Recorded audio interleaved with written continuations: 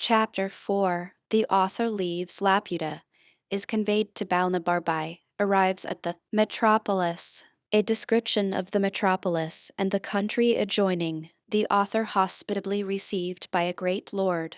His conversation with that lord.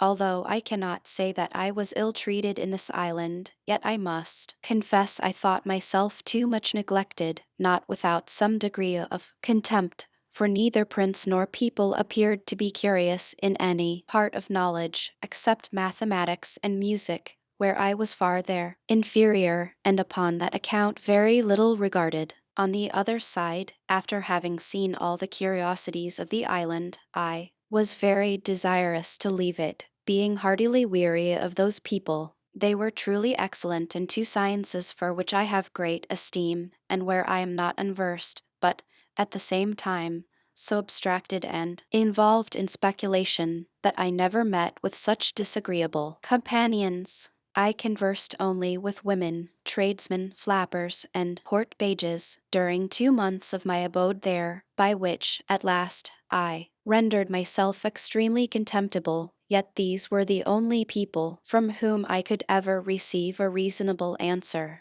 I had obtained, by hard study, a good degree of knowledge in their language. I was weary of being confined to an island where I received so little countenance, and resolved to leave it with the first opportunity. There was a great lord at court, nearly related to the king, and for that reason alone used with respect. He was universally reckoned the most ignorant and stupid person among them. He had performed many eminent services for the crown, had great natural and acquired parts, adorned with integrity and honor, but so ill an ear for music that his detractors reported I had been often known to beat time in the wrong place. Neither could his tutors, without extreme difficulty, teach him to demonstrate the most easy proposition in the mathematics. He was pleased to show me many marks of favor, often did me the honor of a visit, desired to be informed in the affairs of Europe,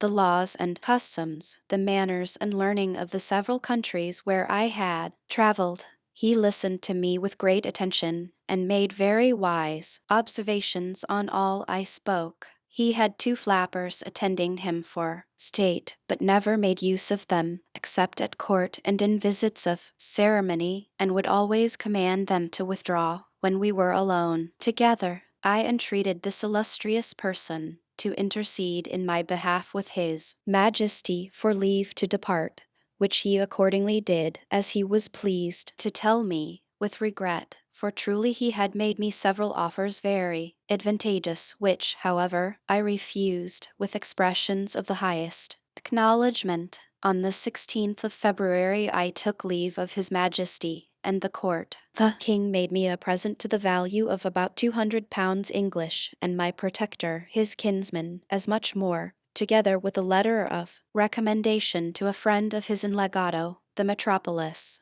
The island, being then hovering over a mountain about 2 miles from it, I was let down from the lowest gallery, in the same manner as I had been taken up the continent, as far as it is subject to the monarch of the flying island, passes under the general name of Balnabarbai, and the metropolis, as I said before, is called Legato. I felt some little satisfaction in finding myself on firm ground. I walked to the city without any concern, being clad like one of the natives, and sufficiently instructed to converse with them. I soon found out the person house to whom I was recommended, presented my letter from his friend the grandee in the island, and was received with much kindness. This great lord, whose name was Menotti, ordered me an apartment in his own house, where I continued during my stay, and was entertained in a most hospitable manner. The next morning after my arrival, he took me in his chariot to see the town, which is about half the bigness of London,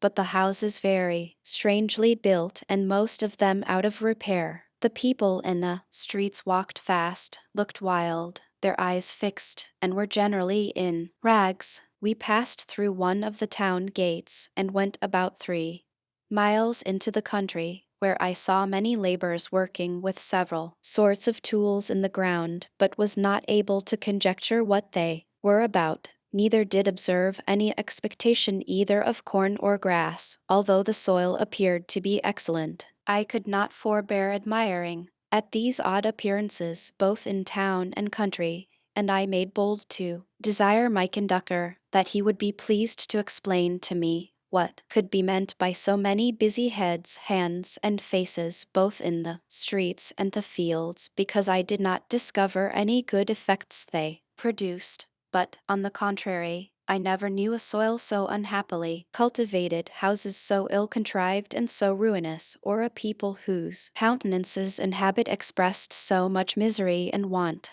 This Lord Menotti was a person of the first rank, and had been some years governor of Legato, but, by a cabal of ministers, was discharged for insufficiency. However, the king treated him with tenderness as a well-meaning man, but of a low contemptible understanding. When I gave that free censure of the country and its inhabitants, he made no further answer than by telling me I had not been long enough among them to form a judgment, and that the different nations of the world had different customs, with other common topics to the same purpose.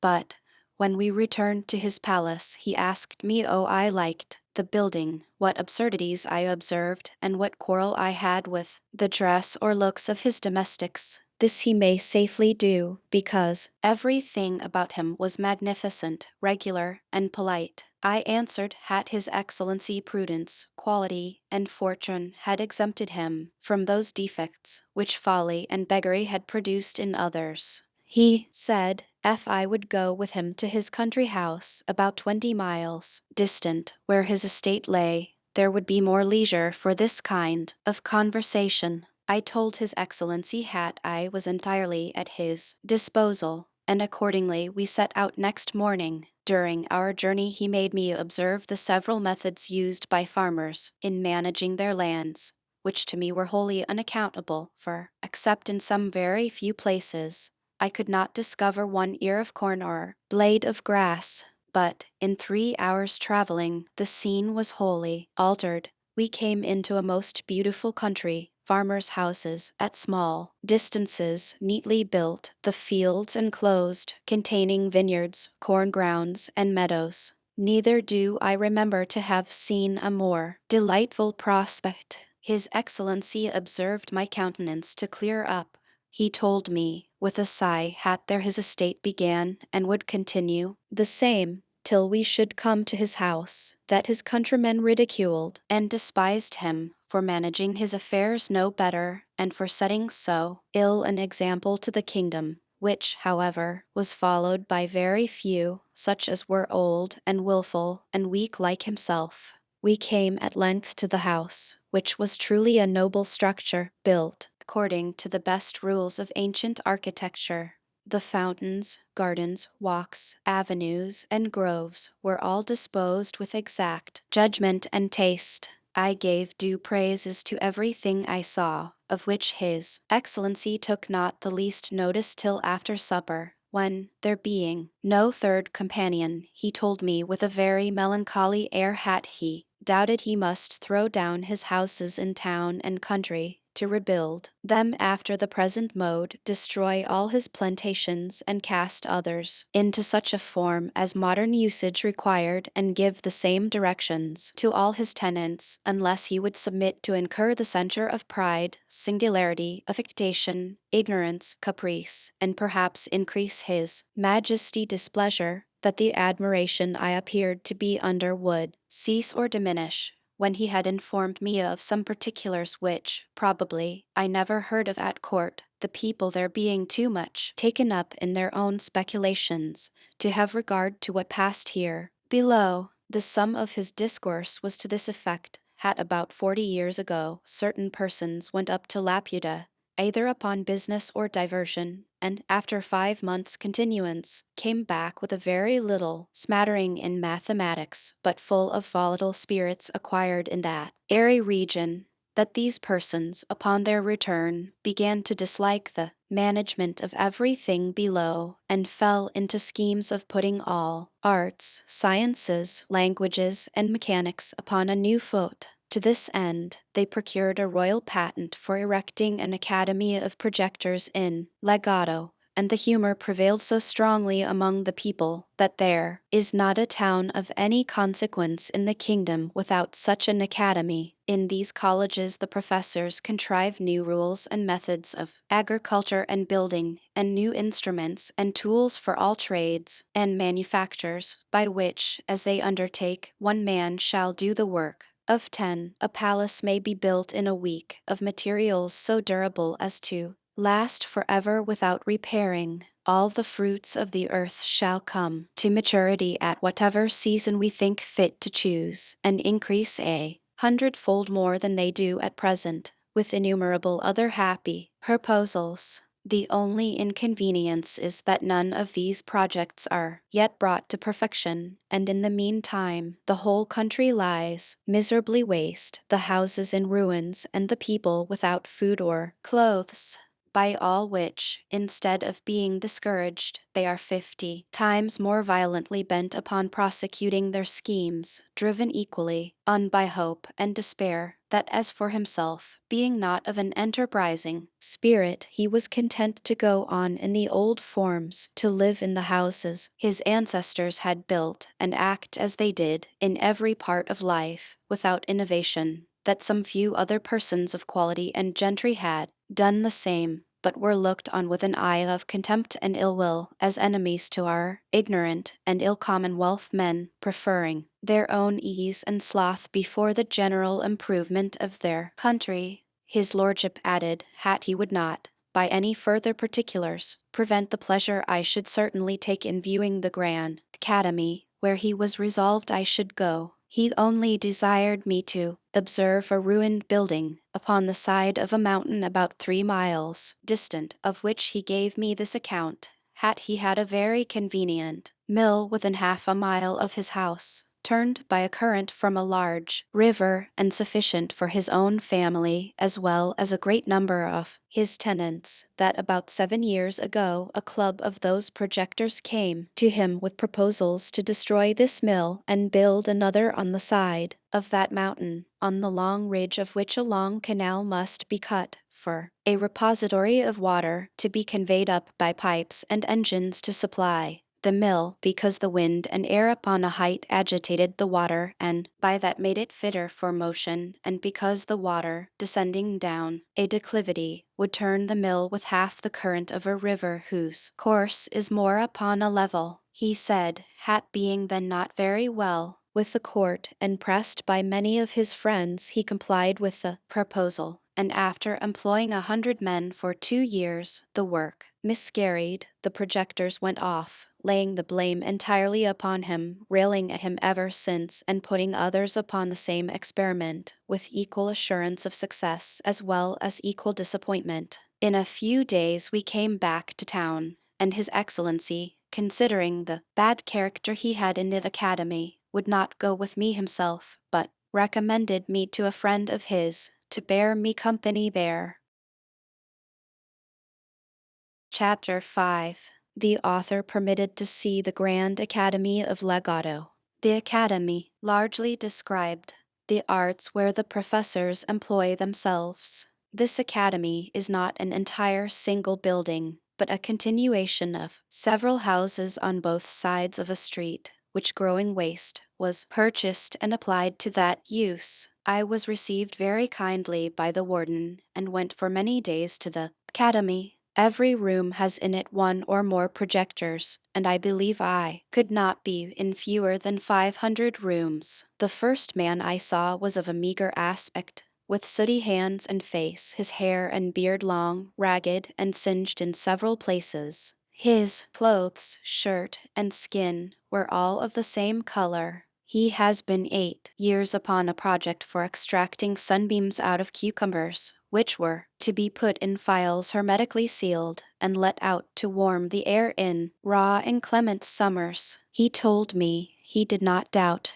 that in 8 years more he should be able to supply the Governor Gardens with sunshine at a reasonable rate. but he complained that his stock was low, and entreated me to give him something as an encouragement to ingenuity, especially since this had been a very dear season for cucumbers. I made him a small present, for my lord had furnished me with money on purpose, because he knew their practice of begging from all who go to see them. I went into another chamber, but was ready to hasten back, being almost overcome with a horrible stink. My conductor pressed me forward, conjuring me in a whisper give no offense, which would be highly resented, and therefore I durst not so much as stop my nose. The projector of this cell was the most ancient student of the academy. His face and beard were of a pale yellow, his hands and clothes daubed over with filth.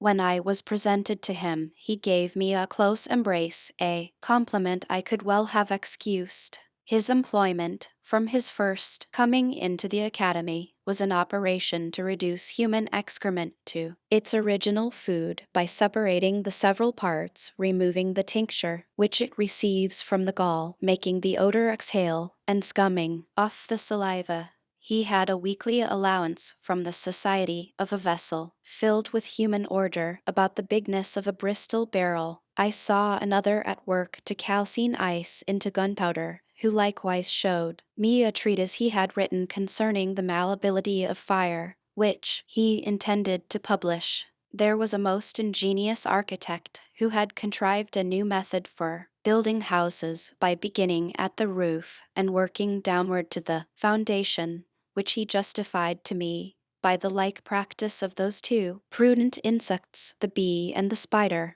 There was a man born blind, who had several apprentices in his own condition. Their employment was to mix colors for painters, which their master taught them to distinguish by feeling and smelling. It was truly my misfortune to find them at that time not very perfect in their lessons, and the professor himself happened to be generally mistaken. This artist is much encouraged and esteemed by the whole fraternity. In another apartment I was highly pleased with a projector who had found a device of plowing the ground with hogs to save the charges of plows, cattle, and labor. The method is this: in an acre of ground, you bury, at 6 inches distance and 8 deep, a quantity of acorns, dates, chestnuts, and other mast or vegetables of which these animals are fondest.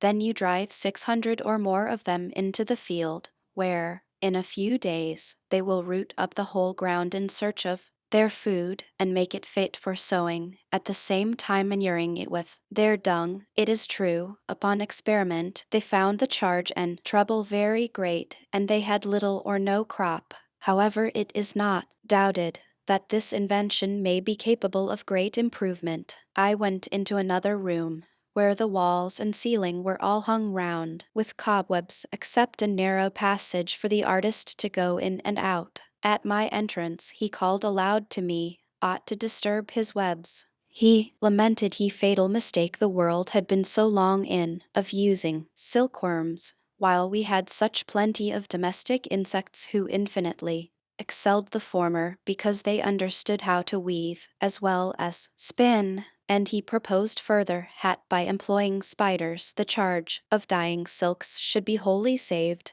of which I was fully convinced, when he showed me a vast number of flies most beautifully colored, with which he fed his spiders, assuring us that the webs would take a tincture from them, and as he had them of all hues, he hoped to fit everybody fancy, as soon as he could find proper food for the flies, of certain gums, oils, and other glutinous matter, to give a strength and consistence to the threads. There was an astronomer who had undertaken to place a sundial upon the great weathercock on the town-house, by adjusting the annual and diurnal motions of the earth and sun, so as to answer and coincide with all accidental turnings of the wind. I was complaining of a small fit of the colic, upon which my conductor led me into a room where a great physician resided, who was famous for curing that disease by contrary operations from the same instrument. He had a large pair of bellows, with a long slender muzzle of ivory. This he conveyed 8 inches up the anus, and drawing in wind, he affirmed he could make the guts as lank as a dried bladder.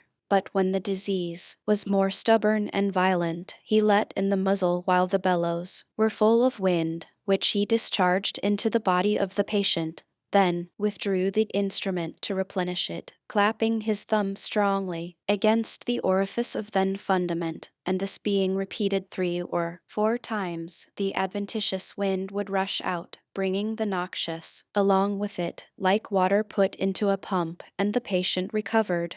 I saw him try both experiments upon a dog, but could not discern any effect from the former. After the latter, the animal was ready to burst, and made so violent a discharge as was very offensive to me and my companion. The dog died on the spot, and we left the doctor endeavoring to recover him by the same operation. I visited many other apartments, but shall not trouble my reader with all the curiosities I observed. Being studious of brevity, I had hitherto seen only one side of the academy, the other being appropriated to the advancers of speculative learning, of whom I shall say something when I have mentioned one illustrious person more, who is called among them he universal artist. He told us he had been 30 years employing his thoughts for the improvement of human life. He had 2 large rooms full of wonderful curiosities, and 50 men at work. Some were condensing air into a dry tangible substance by extracting the niter and letting the aqueous or fluid particles percolate, others softening marble for pillows and pincushions, others petrifying the hoofs of a living horse to preserve them from foundering. The artist himself was at that time busy upon 2 great designs.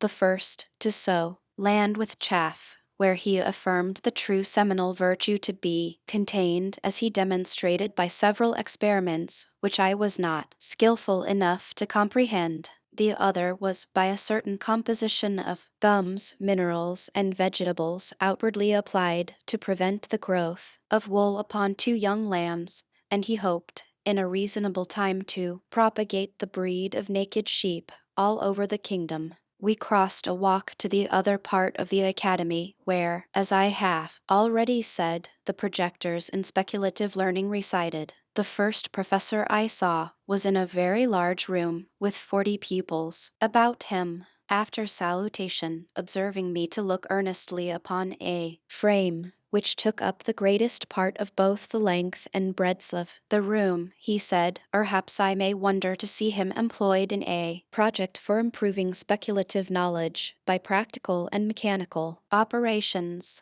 But the world would soon be sensible of its usefulness, and he flattered himself that a more noble, exalted thought never sprang in any other man's head." Every one knew how laborious the usual method is of attaining to arts and sciences, while, by his contrivance, the most ignorant person, at a reasonable charge, and with a little bodily labor, may write books in philosophy, poetry, politics, laws, mathematics, and theology, without the least assistance from genius or study. He then led me to the frame, about the sides of which all his pupils stood in ranks. It was 20 feet square, placed in the middle of the room. The superficies was composed of several bits of wood about the bigness of a die, but some larger than others. They were all linked together by slender wires.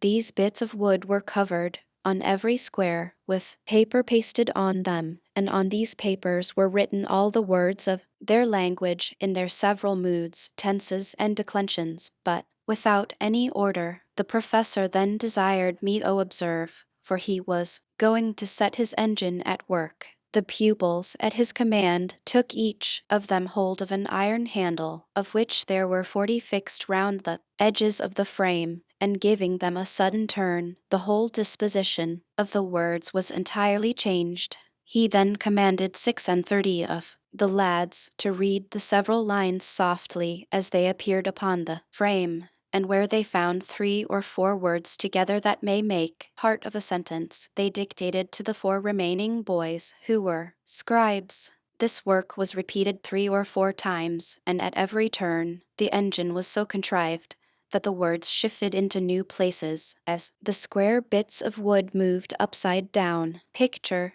the frame. 6 hours a day the young students were employed in this labor, and the professor showed me several volumes in large folio, already collected, of broken sentences, which he intended to piece together, and out of those rich materials to give the world a complete body of all arts and sciences, which, however, may be still improved and much expedited if the public would raise a fund for making and employing 500 such frames in legato and oblige the managers to contribute in common their several collections. He'd assured me that this invention had employed all his thoughts from his youth, that he had emptied the whole vocabulary into his frame, and made the strictest computation of the general proportion there is in books, between the numbers of particles, nouns, and verbs, and other parts of speech. I made my humblest acknowledgment to this illustrious person for his great communicativeness, and promised, if ever I had the good fortune to return to my native country, that I would do him justice as the sole inventor of this wonderful machine,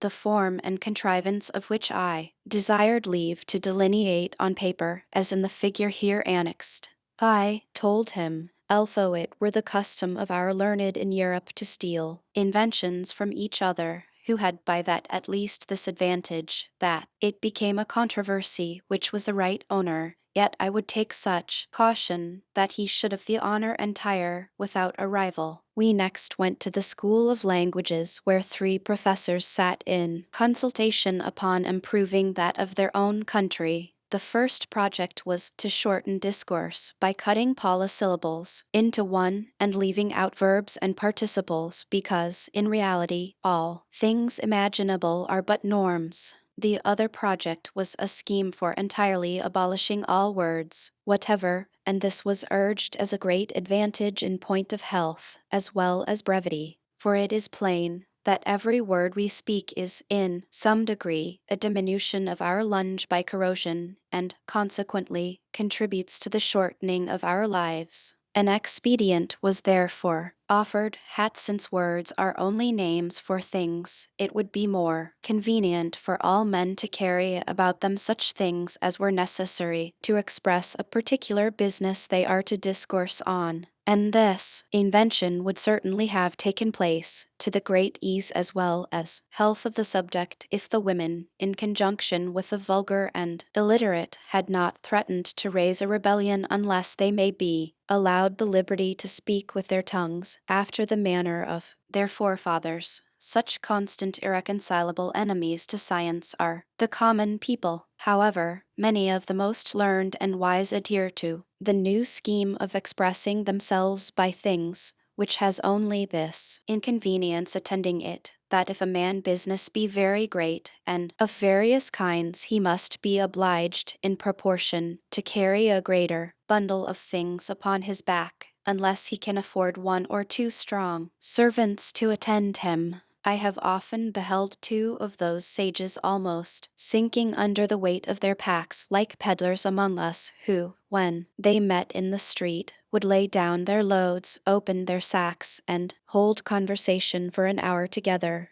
then put up their implements, help each other to resume their burdens, and take their leave. But for short conversations, a man may carry implements in his pockets and under his arms, enough to supply him, and in his house he cannot be at a loss. Therefore the room where company meet who practice this art is full of all things ready at hand, requisite to furnish matter for this kind of artificial converse. Another great advantage proposed by this invention was that it would serve as a universal language, to be understood in all civilized nations, whose goods and utensils are generally of the same kind, or nearly resembling, so that their uses may easily be comprehended. And thus, ambassadors would be qualified to treat with foreign princes or ministers of state, to whose tongues they were utter strangers. I was at the mathematical school, where the master taught his pupils, after a method scarce imaginable to us in Europe. The proposition and demonstration were fairly written on a thin wafer, with ink composed of a cephalic tincture. This the student was to swallow upon a fasting stomach, and for 3 days following, eat nothing but bread and water. As the wafer digested, the tincture mounted to his brain, bearing the proposition along with it.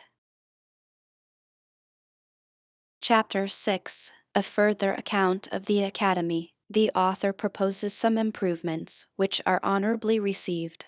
In the school of political projectors I was but ill entertained, the professors appearing, in my judgment, wholly out of their senses, which is a scene that never fails to make me melancholy. These unhappy people were proposing schemes for persuading monarchs to choose favorites upon the score of their wisdom, capacity, and virtue, of teaching ministers to consult the public good, of rewarding merit, great abilities, eminent services, of instructing princes to know their true interest, by placing it on the same foundation with that of their people, of choosing for employments persons qualified to exercise them, with many other wild, impossible chimeras that never entered before into the heart of man to conceive, and confirmed in me the old observation there is nothing so extravagant and irrational, which some philosophers have not maintained for truth.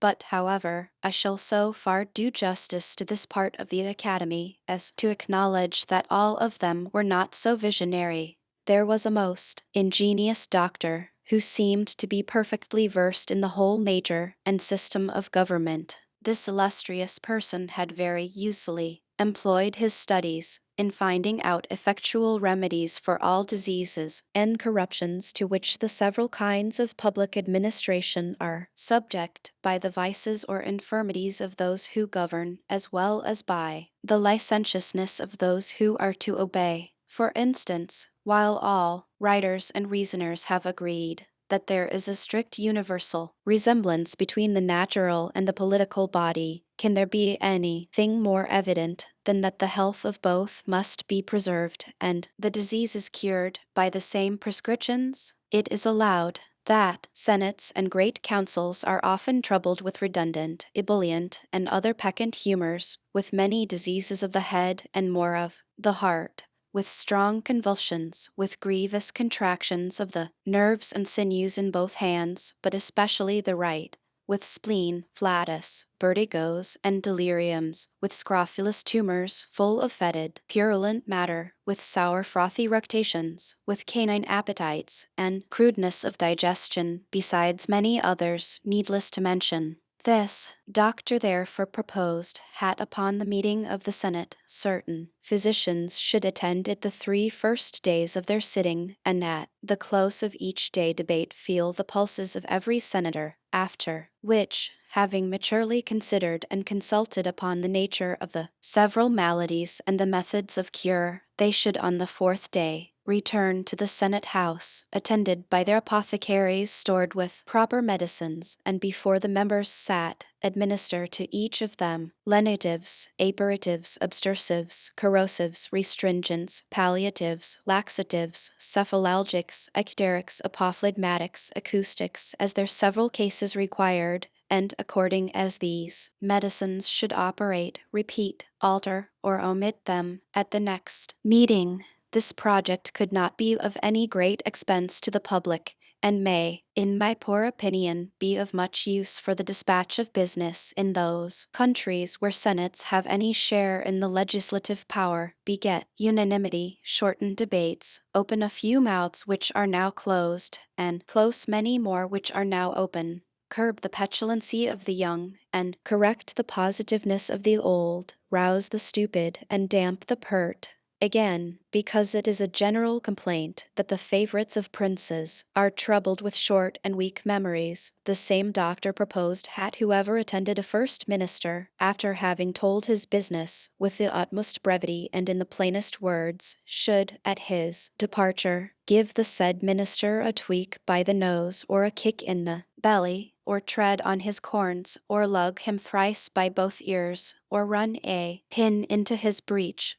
or pinch his arm black and blue, to prevent forgetfulness, and at every levee day repeat the same operation, till the business were done or absolutely refused. He likewise directed that every senator in the great council of a nation, after he had delivered his opinion and argued in the defense of it, should be obliged to give his vote directly contrary, because if that were done, the result would infallibly terminate in the good of the public. When parties in a state are violent, he offered a wonderful contrivance to reconcile them. The method is this: you take 100 leaders of each party, you dispose them into couples of such whose heads are nearest of a size, then let 2 nice operators saw off the occiput of each couple, at the same time in such a manner that the brain may be equally divided. Let the occiputs, thus cut off, be interchanged, applying each to the head of his opposite party man. It seems truly to be a work that requires some exactness, but the professor assured us that if it were dexterously performed, the cure would be infallible. For he argued thus: had the 2 half-brains being left to debate the matter between themselves within the space of one skull, would soon come to a good understanding and produce that moderation as well as regularity of thinking so much to be wished for in the heads of those who imagine they come into the world only to watch and govern its motion. And as to the difference of brains in quantity or quality among those who are directors in faction, the doctor assured us, from his own knowledge, that tea was a perfect trifle. I heard a very warm debate between 2 professors about the most commodious and effectual ways and means of raising money without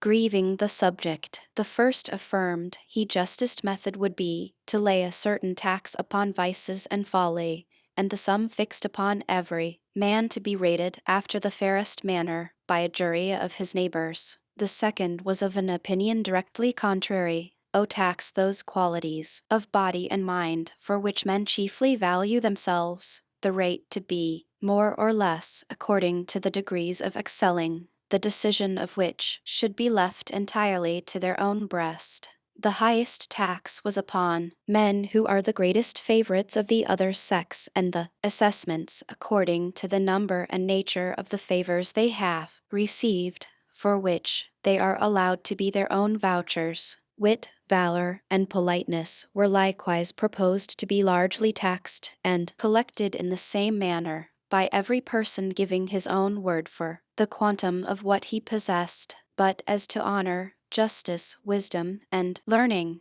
they should not be taxed at all, because they are qualifications of so singular a kind that no man will either allow them in his neighbor or value them in himself. The women were proposed to be taxed according to their beauty and skill in dressing, where they had the same privilege with the men, to be determined by their own judgment. But constancy, chastity, good sense, and good nature were not rated, because they would not bear the charge of collecting. To keep senators in the interest of the crown, it was proposed that the members should raffle for employment, every man first taking an oath and giving security that he would vote for the court, whether he won or not, after which the losers had, in their turn, the liberty of raffling upon the next vacancy. Thus hope and expectation would be kept alive. None would complain of broken promises, but impute their disappointments wholly to fortune,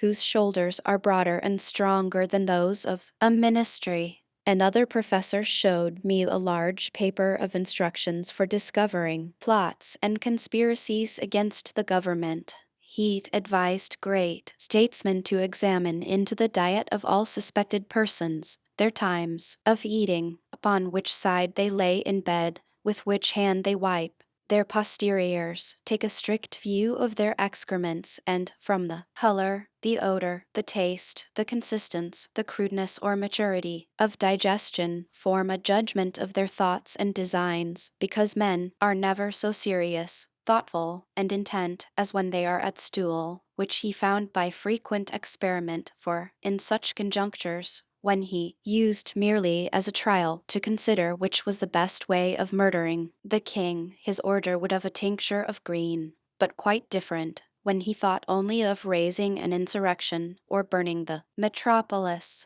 The whole discourse was written with great acuteness, containing many observations, both curious and useful for politicians, but, as I conceived, not altogether complete. This I ventured to tell the author, and offered, if he pleased, to supply him with some additions. He received my proposition with more compliance than is usual among writers, especially those of the projecting species, professing he would be glad to receive further information. I told him, hat in the kingdom of Tribnia, 454a by the natives called Langdon, 454b, where I had sojourned some time in my travels. The bulk of the people consist in a manner wholly of discoverers, witnesses, informers, accusers, prosecutors, evidences, swearers, together with their several subservient and subaltern instruments, all under the colors, the conduct, and the pay of ministers of state and their deputies. The plots in that kingdom are usually the workmanship of those persons who desire to raise their own characters of profound politicians,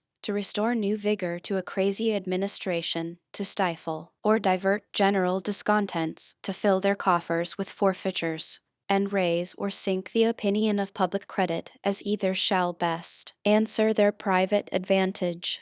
It is first agreed and settled among them what suspected persons shall be accused of a plot. Then effectual care is taken to secure all their letters and papers and put the owners in chains. These papers are delivered to a set of artists, very dexterous in finding out the mysterious meanings of words, syllables, and letters. For instance, they can discover a close stool to signify a privy council, a flock of geese, a senate, a lame dog, an invader, the plague, a standing army, a buzzard, a prime minister, the gout, a high priest, a gibbet, a secretary of state, a chamber pot, a committee of grandees, a sieve, a court lady, a broom, a revolution, a mousetrap, an employment, a bottomless pit, a treasury, a sink, a court, a cap and bells, a favorite, a broken reed, a court of justice, an empty tun, a general, a running sore, the administration. 455. When this method fails, they have two others more effectual, which the learned among them call acrostics and anagrams. First, they can decipher all initial letters into political meanings. Thus N shall signify A, plot, B, a regiment of horse, L, a fleet at sea, or, secondly, by transposing the letters of the alphabet in any suspected paper, they can lay open the deepest designs of a discontented party. So, for example, if I should say, in a letter to a friend, our brother Tom has just got the piles, a skillful decipherer would discover that the same letters which compose that sentence may be analyzed into the following words: essist, a plot is brought home to her. And this is the anagrammatic method. The professor made me great acknowledgments for communicating these observations and promised to make honorable mention of me in his treatise. Chapter 7. The author leaves Lagado, arrives at Maldonada. No ship ready. He takes a short voyage to Glubdubdrib. His reception by the governor. The continent of which this kingdom is a part extends itself, as I have reason to believe, eastward, to that unknown tract of America westward of California, and north to the Pacific Ocean, which is not above 150 miles from Lagado, where there is a good port and much commerce with the great island of Lugneg, situated to the northwest, about 29 degrees north latitude and 140 longitude. This island of Lugneg stands southeastward of Japan, about 100 leagues distant. There is a strict alliance between the Japanese emperor and the king of Lugneg, which affords frequent opportunities of sailing from one island to the other. I determined therefore to direct my course this way. In order to my return to Europe, I hired 2 mules with a guide to show me the way and carry my small baggage. I took leave of my noble protector, who had shown me so much favor and made me a generous present at my departure. My journey was without any accident or adventure worth relating. When I arrived at the port of Maldonada, for so it is called, there was no ship in the harbor bound for Lugneg, nor likely to be in some time. The town is about as large as Portsmouth. I soon fell into some acquaintance and was very hospitably received. A gentleman of distinction said to me, since the ships bound for Lugnag could not be ready in less than a month, it may be no disagreeable amusement for me to take a trip to the little island of Glubthubdrib, about 5 leagues off to the southwest. He offered himself and a friend to accompany me, and that I should be provided with a small convenient bark for the voyage. Glubthubdrib, as nearly as I can interpret the word, signifies the island of sorcerers or magicians. It is about 1/3 as large as the Isle of Wight, and extremely fruitful. It is governed by the head of a certain tribe, who are all magicians. This tribe marries only among each other, and the eldest in succession is prince or governor. He has a noble palace and a park of about 3,000 acres, surrounded by a wall of hewn stone 20 feet high. In this park are several small enclosures for cattle, corn, and gardening.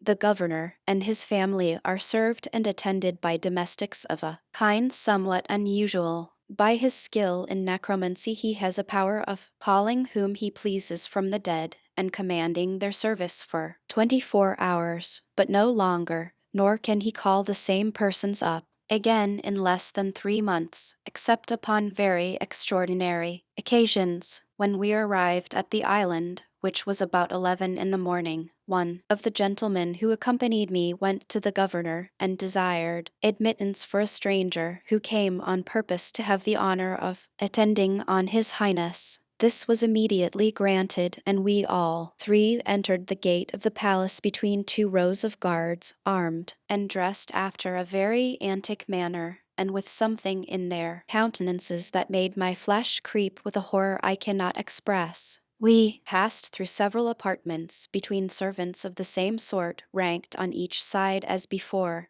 till we came to the chamber of presence, where, after 3 profound obeisances and a few general questions, we were permitted to sit on 3 stools, near the lowest step of his highness' throne. He understood the language of Balnabarbai, although it was different from that of this island. He desired me to give him some account of my travels, and to let me see that I should be treated without ceremony. He dismissed all his attendants with a turn of his finger, at which, to my great astonishment, they vanished in an instant, like visions in a dream when we awake on a sudden. I could not recover myself in some time, till the governor assured me I should receive no hurt, and observing my 2 companions to be under no concern, who had been often entertained in the same manner, I began to take courage and related to His Highness a short history of my several adventures, yet not without some hesitation, and frequently looking behind me to the place where I had seen those domestic specters.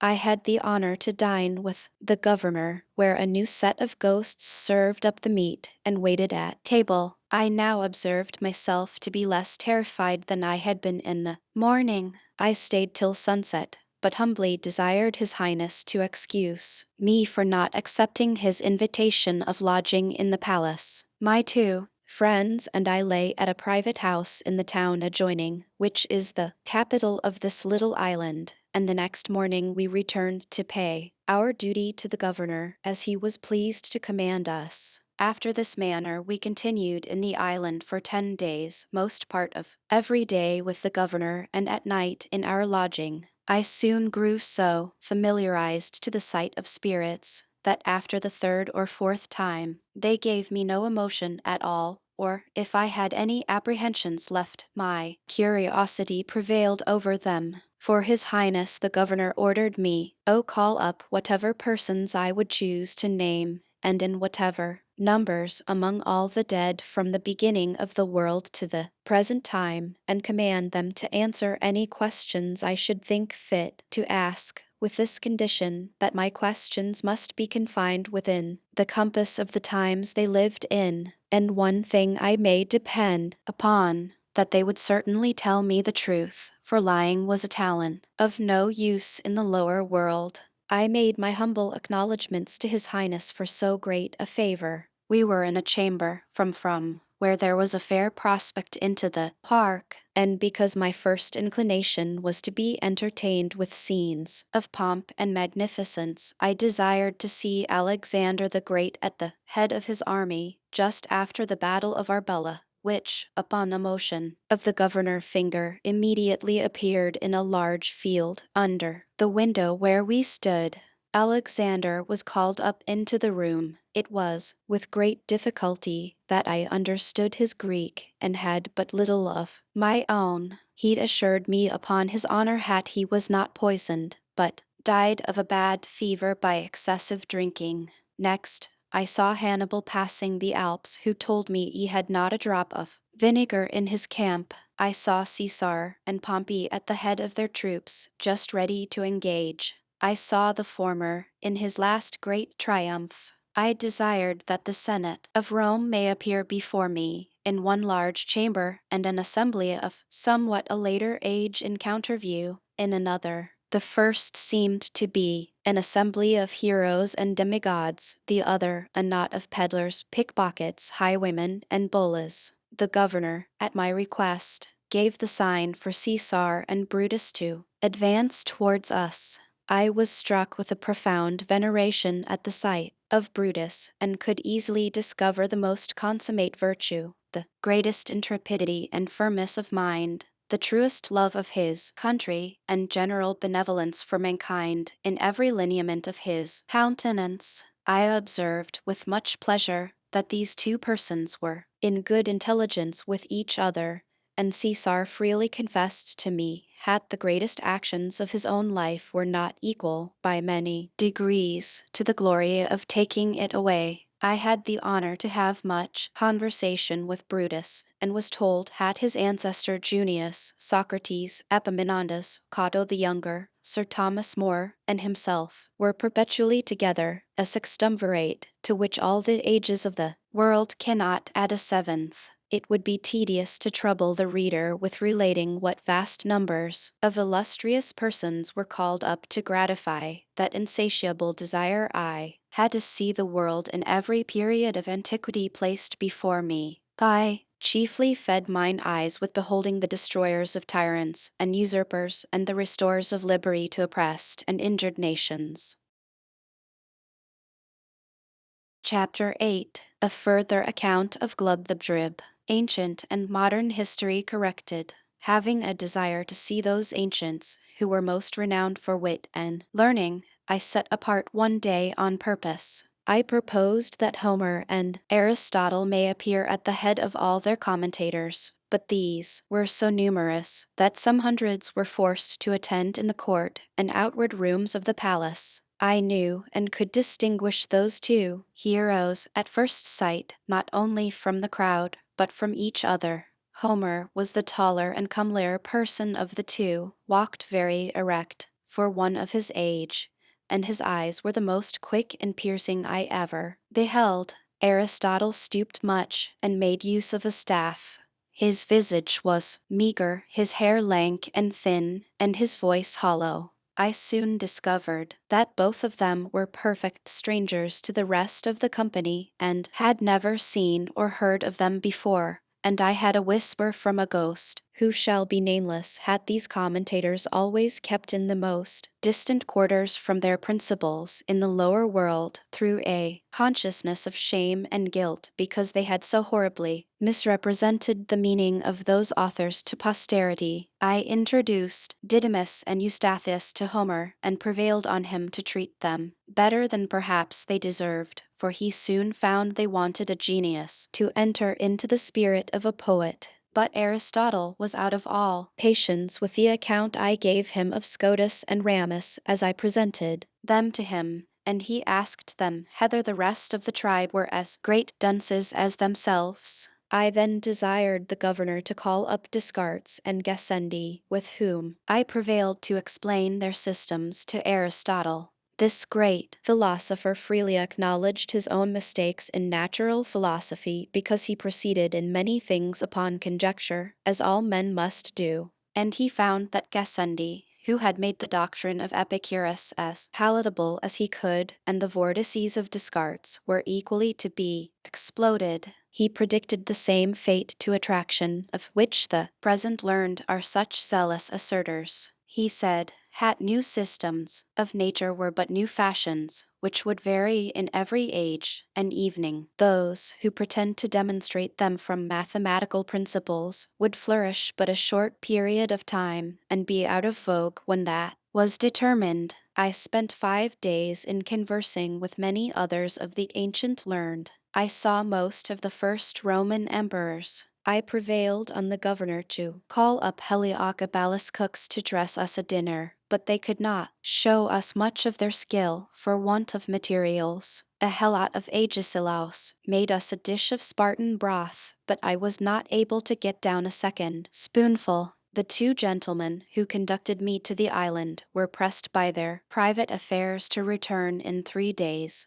which I employed in seeing some of the modern dead who had made the greatest figure for 200 or 300 years past in our own and other countries of Europe, and having been always a great admirer of old illustrious families, I desired the governor would call up a dozen or 2 of kings with their ancestors in order for 8 or 9 generations. But my disappointment was grievous and unexpected, for, instead of a long train with royal diadems, I saw, in one family 2 fiddlers, 3 spruce courtiers, and an Italian prelate; in another a barber, an abbot, and 2 cardinals. I have too great a veneration for crowned heads, to dwell any longer on so nice a subject. But as to counts, marquises, dukes, earls, and the like, I was not so scrupulous, and I confess it was not without some pleasure that I found myself able to trace the particular features by which certain families are distinguished up to their originals.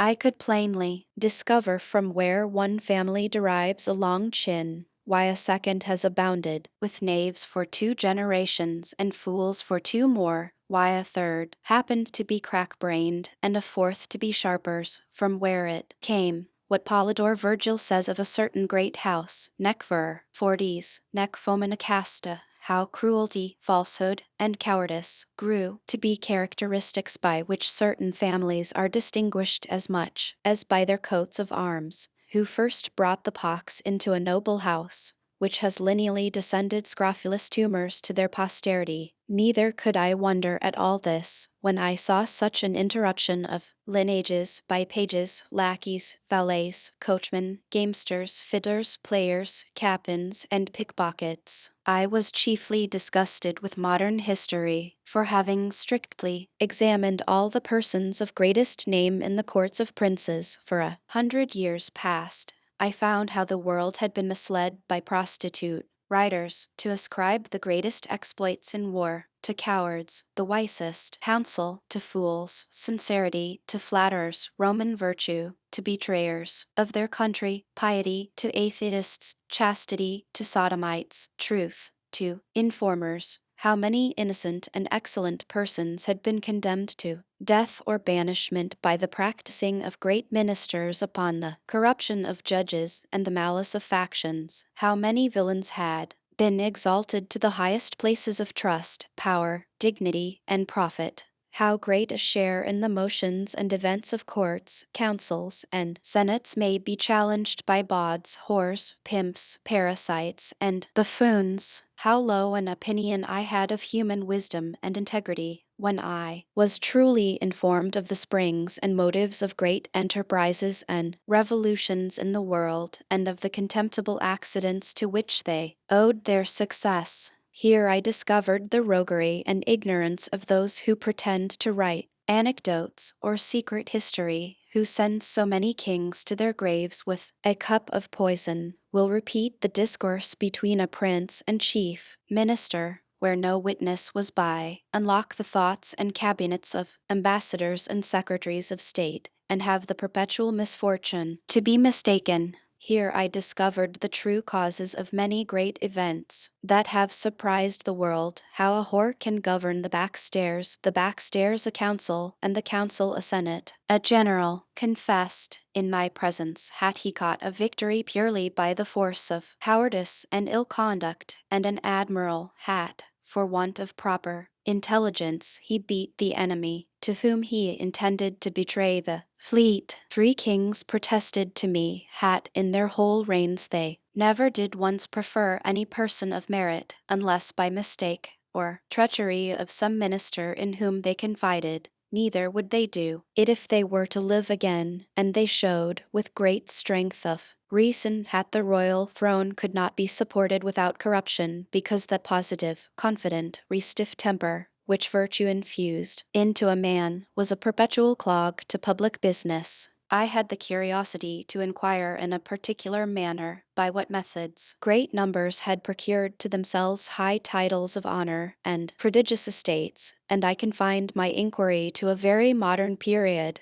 however, without grading upon present times, because I would be sure to give no offense evening to foreigners, for I hope the reader need not be told that I do not in the least intend my own country in what I say. Upon this occasion, a great number of persons concerned were called up, and, upon a very slight examination, discovered such a scene of infamy that I cannot reflect upon it without some seriousness. Perjury, oppression, subornation, fraud, pandarism, and the like infirmities were among the most excusable arts they had to mention, and for these I gave, as it was reasonable, great allowance. But when some confessed they owed their greatness and wealth to sodomy or incest, others to the prostituting of their own wives and daughters, others to the betraying of their country or their prince, some to poisoning, more to the perverting of justice, in order to destroy the innocent. I hope I may be pardoned if these discoveries inclined me a little to abate of that profound veneration which I am naturally apt to pay to persons of high rank, who ought to be treated with the utmost respect due to their sublime dignity by us their inferiors. I had often read of some great services done to princes and states, and desired to see the persons by whom those services were performed.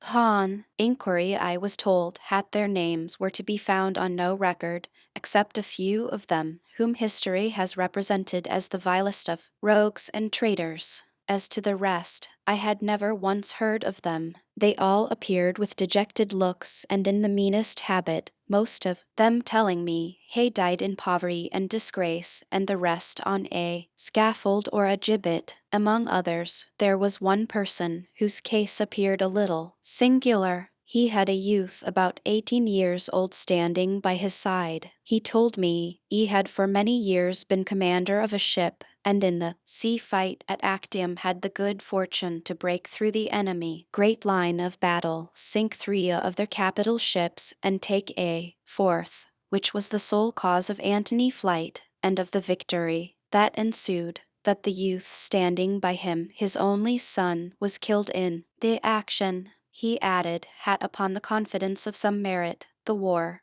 being at an end, he went to Rome, and solicited at the court of Augustus to be preferred to a greater ship whose commander had been killed, but, without any regard to his pretensions, it was given to a boy who had never seen the sea, the son of Libertina, who waited on one of the emperor mistresses. Returning back to his own vessel, he was charged with neglect of duty, and the ship given to a favorite page of Publicola, the vice-admiral, upon which he retired to a poor farm at a great distance from Rome, and there ended his life. I was so curious to know the truth of this story that I desired Agrippa may be called, who was admiral in that fight. He appeared and confirmed the whole account, but with much more advantage to the captain, whose modesty had extenuated or concealed a great part of his merit. I was surprised to find corruption grown so high and so quick in that empire, by the force of luxury so lately introduced,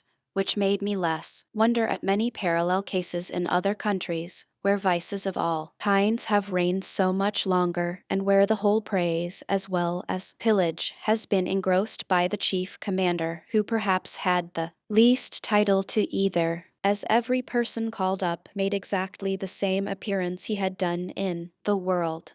It gave me melancholy reflections to observe how much the race of humankind was degenerated among us within these 100 years past, how the pox, under all its consequences and denominations, had altered every lineament of an English countenance, shortened the size of bodies, unbraced the nerves, relaxed the sinews and muscles, introduced a sallow complexion, and rendered the flesh loose and rancid. I descended so low as to desire some English yeoman of the old stamp may be summoned to appear, once so famous for the simplicity of their manners, diet, and dress, for justice in their dealings, for their true spirit of liberty, for their valor and love of their country. Chapter 9.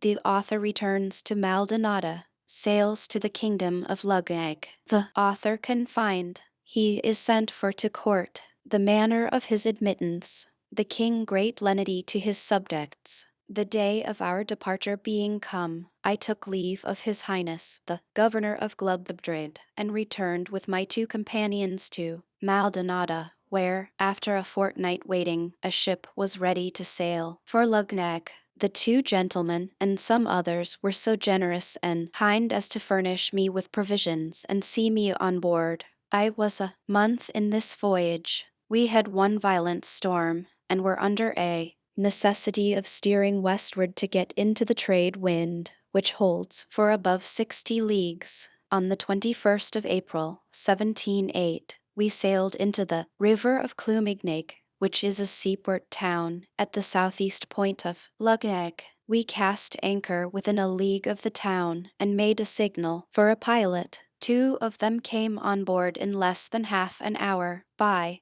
whom we were guided between certain shoals and rocks, which are very dangerous in the passage, to a large basin where a fleet may ride in safety within a cable length of the town wall. Some of our sailors, whether out of treachery or inadvertence, had informed the pilots that I was a stranger and great traveler, of which these gave notice to a custom-house officer, by whom I was examined very strictly upon my landing. This officer spoke to me in the language of Balnabarbai, which, by the force of much commerce, is generally understood in that town, especially by seamen and those employed in the customs. I gave him a short account of some particulars, and made my story as plausible and consistent as I could, but I thought it necessary to disguise my country and call myself a Hollander, because my intentions were for Japan, and I knew the Dutch were the only Europeans permitted to enter into that kingdom.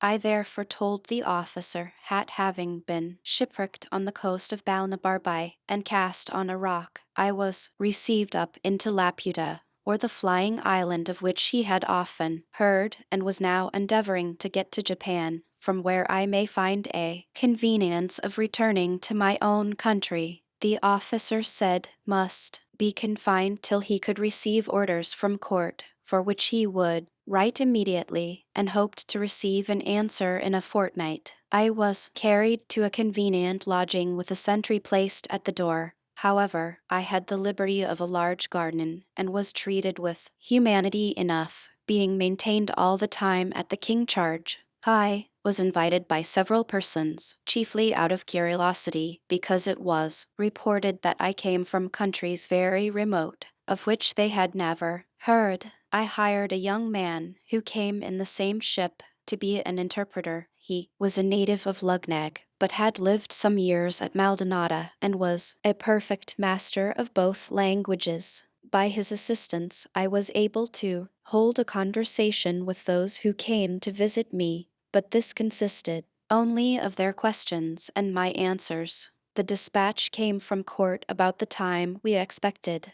It contained a warrant for conducting me and my retinue to Tralderdub, or Trildredrib, for it is pronounced both ways as near as I can remember, by a party of 10 horse. All my retinue was that poor lad for an interpreter, whom I persuaded into my service, and, at my humble request, we had each of us a mule to ride on. A messenger was dispatched half a day journey before us, to give the king notice of my approach, and to desire his majesty would please to appoint a day and hour, when it would by his gracious pleasure that I may have the honor to lick the dust before his footstool. This is the court style, and I found it to be more than matter of form, for, upon my admittance 2 days after my arrival, I was commanded to crawl upon my belly and lick the floor as I advanced, but, on account of my being a stranger, care was taken to have it made so clean that the dust was not offensive. However, this was a peculiar grace not allowed to any but persons of the highest rank when they desire an admittance. No, sometimes the floor is strewed with dust on purpose, when the person to be admitted happens to have powerful enemies at court, and I have seen a great lord with his mouth so crammed that when he had crept to the proper distance from the throne, he was not able to speak a word.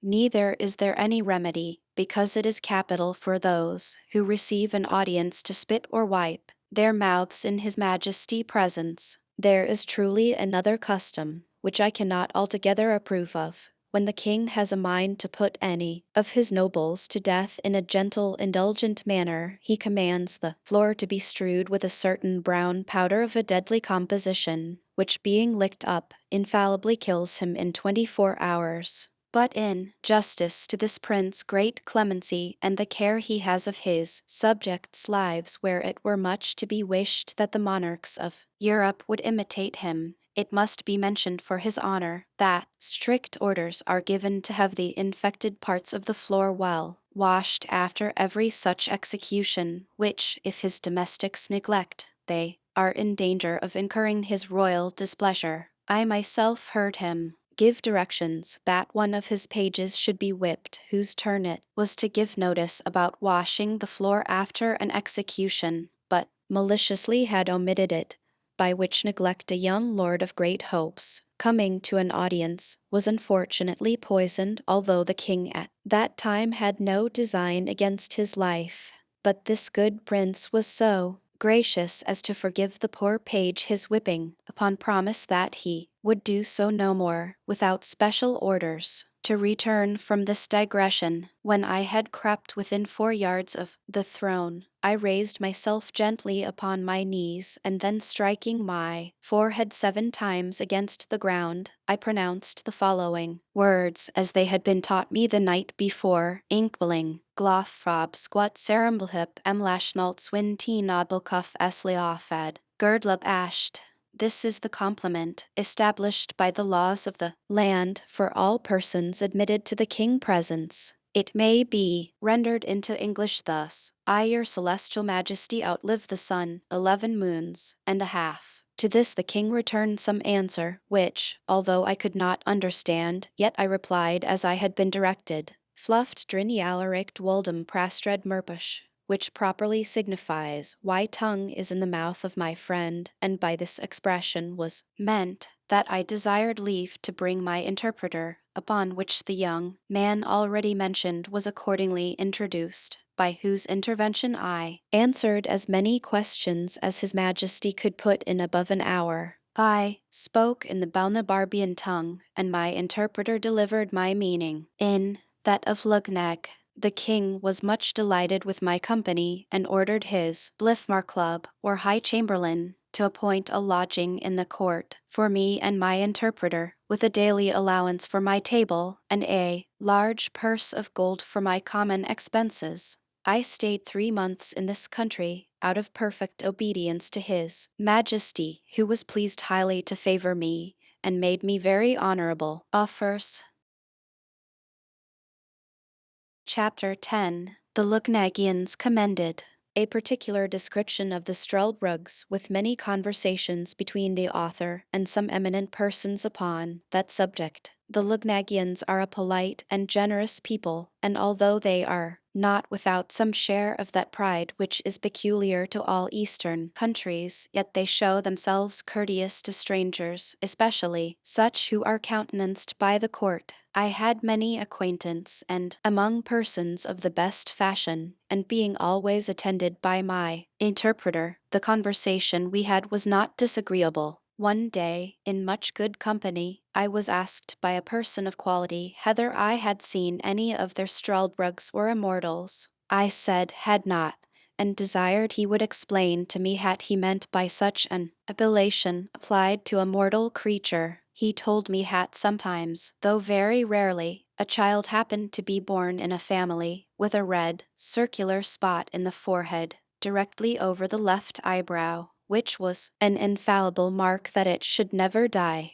The spot, as he described it, as about the compass of a silver threepence, but in the course of time grew larger and changed its color, for at 12 years old it became green, so continued till 25, then turned to a deep blue. At 45 it grew coal black and as large as an English shilling, but never admitted any further alteration. He said his births were so rare that he did not believe there could be above 1100 Struldbrugs of both sexes in the whole kingdom, of which he computed about 50 in the metropolis, and among the rest a young girl, born about 3 years ago. That these productions were not peculiar to any family, but a mere effect of chance, and the children of the Struldbrugs themselves were equally mortal with the rest of the people. I freely own myself to have been struck with inexpressible delight upon hearing this account, and the person who gave it me happening to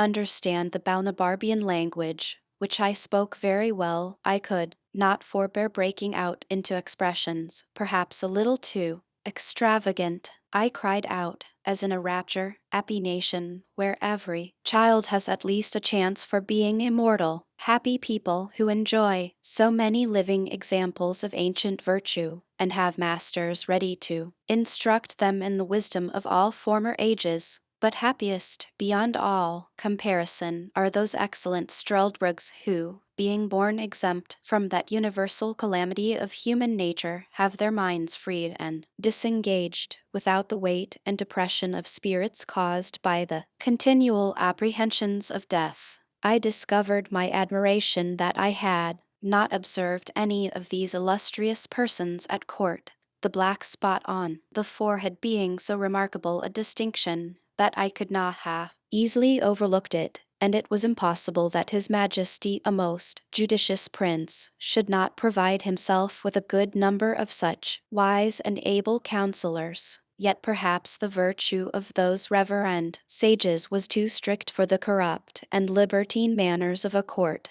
and we often find by experience that young men are too opinionated and volatile to be guided by the sober dictates of their seniors. However, since the king was pleased to allow me access to his royal person, I was resolved, upon the very first occasion, to deliver my opinion to him on this matter freely and at large, by the help of my interpreter, and whether he would please to take my advice or not. Yet in one thing I was determined, that His Majesty having frequently offered me an establishment in this country, I would, with great thankfulness, accept the favor, and pass my life here in the conversation of those superior beings, the Struldbrugs, if they would please to admit me. The gentleman to whom I addressed my discourse, because as I have already observed he spoke the language of Balnibarbi, said to me, with a sort of a smile which usually arises from pity to the ignorant, that he was glad of any occasion to keep me among them, and desired my permission to explain to the company what I had spoke.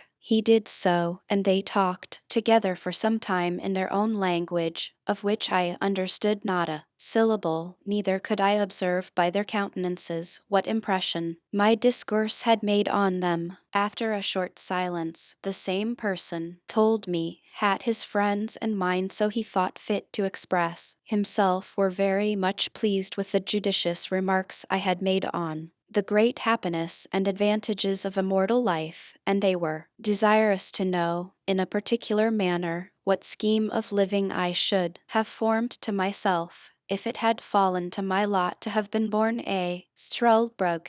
I answered Was easy to be eloquent on so copious and delightful a subject, especially to me, who had been often apt to amuse myself with visions of what I should do if I were a king, a general, or a great lord, and upon this very case I had frequently run over the whole system, how I should employ myself and pass the time, if I were sure to live for ever, if it had been my good fortune to come into the world a Struldbrug as soon as I could discover my own happiness by understanding the difference between life and death, I would first resolve, by all arts and methods whatever, to procure myself riches, in the pursuit of which, by thrift and management, I may reasonably expect in about 200 years to be the wealthiest man in the kingdom. In the second place, I would, from my earliest youth, apply myself to the study of arts and sciences, by which I should arrive in time to excel all others in learning. Lastly, I would carefully record every action and event of consequence that happened in the public, impartially draw the characters of the several successions of princes and great ministers of state, with my own observations on every point. I would exactly set down the several changes in customs, language, fashions, of dress, diet, and diversions, by all which acquirements I should be a living treasure of knowledge and wisdom, and certainly become the oracle of the nation, would never marry after 60, but live in a hospitable manner, yet still on the saving side. I would entertain myself in forming and directing the minds of hopeful young men, by convincing them, from my own remembrance, experience, and observation, fortified by numerous examples of the usefulness of virtue in public and private life. But my choice and constant companions should be a set of my own immortal brotherhood, among whom I would elect a dozen from the most ancient down to my own contemporaries. Where any of these wanted fortunes, I would provide them with convenient lodges round my own estate, and have some of them always at my table, only mingling a few of the most valuable among you mortals, whom length of time would harden me to lose with little or no reluctance, and treat your posterity after the same manner, just as a man diverts himself with the annual succession of pinks and tulips in his garden, without regretting the loss of those which withered the preceding year. Struldbergs and I would mutually communicate our observations and memorials through the course of time, remark the several gradations by which corruption steals into the world, and oppose it in every step by giving perpetual warning and instruction to mankind, which, added to the strong influence of our own example, would probably prevent that continual degeneracy of human nature so justly complained of in all ages. To this, the pleasure of seeing the various revolutions of states and empires, the changes in the lower and upper world, ancient cities in ruins, and obscure villages become the seats of kings, famous rivers lessening into shallow brooks, the ocean leaving one coast dry and overwhelming another, the discovery of many countries yet unknown, barbarity overrunning the politest nations, and the most barbarous become civilized. I should then see the discovery of the longitude, the perpetual motion, the universal medicine, and many other great inventions brought to the utmost perfection. Wonderful discoveries should we make in astronomy, by outliving and confirming our own predictions, by observing the progress and return of comets, with the changes of motion in the sun, moon, and stars. I enlarged upon many other topics, which the natural desire of endless life and sublunary happiness could easily furnish me with. When I had ended, and the sum of my discourse had been interpreted, as before, to the rest of the company, there was a good deal of talk among them in the language of the country, not without some laughter at my expense. Last, the same gentleman who had been my interpreter said he was desired by the rest to set me right in a few mistakes which I had fallen into through the common imbecility of human nature, and upon that allowance was less answerable for them. That this breed of Struldbergs was peculiar to their country, for there were no such people either in Balnabarbiya or Japan, where he had the honor to be ambassador from his majesty, and found the natives in both those kingdoms very hard to believe that the fact was possible, and it appeared from my astonishment, when he first mentioned the matter to me, that I received it as a thing wholly new and scarcely to be credited, that in the two kingdoms above mentioned, where, during his residence, he had conversed very much, he observed long life to be the universal desire and wish of mankind, that whoever had one foot in the grave was sure to hold back the other as strongly as he could, that the oldest had still hopes of living one day longer, and looked on death as the greatest evil from which nature always prompted him to retreat. Only in this island of Lugneg the appetite for living was not so eager, from the continual example of the Straldbrugs before their eyes. Had the system of living contrived by me was unreasonable and unjust, because it supposed a perpetuity of youth, health, and vigor, which no man could be so foolish to hope, however extravagant he may be in his wishes, that the question therefore was not whether a man would choose to be always in the prime of youth, attended with prosperity and health, but how he would pass a perpetual life under all the usual disadvantages which old age brings along with it. For although few men will avow their desires of being immortal upon such hard conditions, yet in the two kingdoms before mentioned of Balnabarbai and Japan, he observed that every man desired to put off death some time longer, let it approach ever so late, and he rarely heard of any man who died willingly, except he were incited by the extremity of grief or torture. And he appealed to me whether in those countries I had traveled as well as my own, I had not observed the same general disposition. After this preface, he gave me a particular account of the Struldbrugs. Among them, he said, they commonly acted like mortals till about 30 years old, after which, by degrees, they grew melancholy and dejected, increasing in both till they came to 80. This he learned from their own confession, for otherwise, there not being above 2 or 3 of that species born in an age,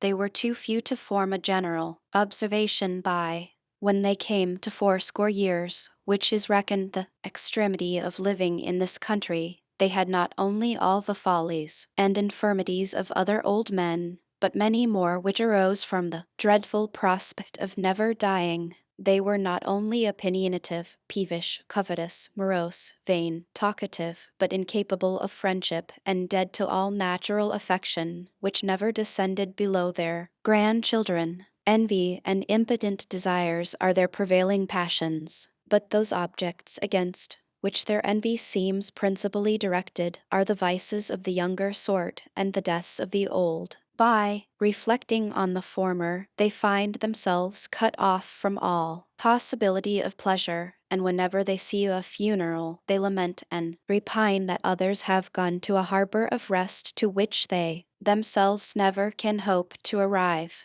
They have no remembrance of anything but what they learned and observed in their youth and middle age, an evening that is very imperfect, and for the truth or particulars of any fact, it is safer to depend on common tradition than upon their best recollections. The least miserable among them appear to be those who turn to dotage and entirely lose their memories. These meet with more pity and assistance because they want many bad qualities which abound in others. If a Straldbrug happened to marry one of his own kind, the marriage is dissolved, of course, by the courtesy of the kingdom, as soon as the younger of the two comes to be 80, for the law thinks it a reasonable indulgence that those who are condemned, without any fault of their own, to a perpetual continuance in the world, should not have their misery doubled by the load of a wife. As soon as they have completed the term of 80 years, they are looked on as dead in law. Their heirs immediately succeed to their estates, only a small pittance is reserved for their support, and the poor ones are maintained at the public charge. After that period, they are held incapable of any employment of trust or profit.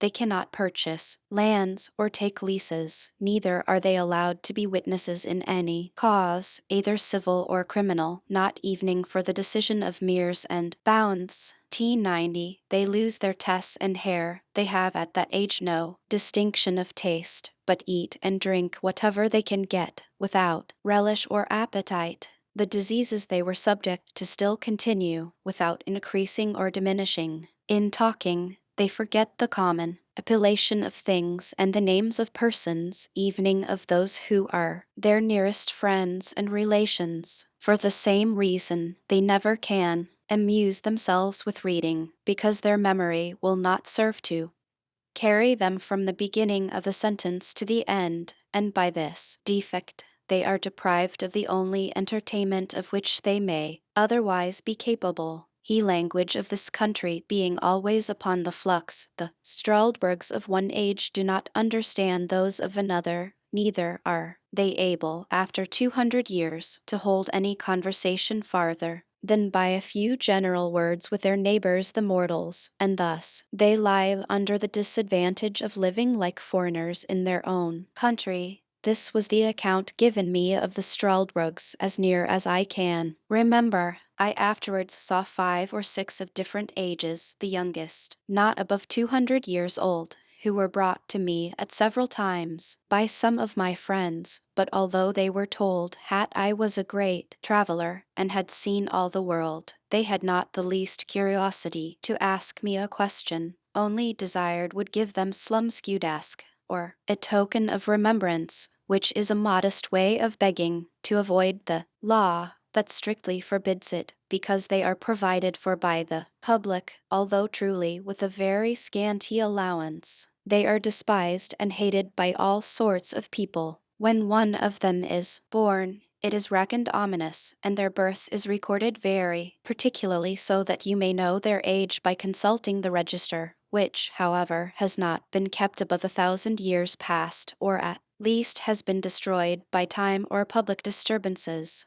But the usual way of computing how old they are is by asking them what kings or great persons they can remember, and then consulting history, for infallibly the last prince in their mind did not begin his reign after they were 80 years old. They were the most mortifying sight I ever beheld, and the women more horrible than the men. Besides the usual deformities in extreme old age, they acquired an additional ghastliness in proportion to their number of years, which is not to be described, and among 6 I soon distinguished which was the eldest, although there was not above a century or 2 between them. The reader will easily believe that from what I had here and seen, my keen appetite for perpetuity of life was much abated. I grew heartily ashamed of the pleasing visions I had formed, and thought no tyrant could invent a death into which I would not run with pleasure from such a life.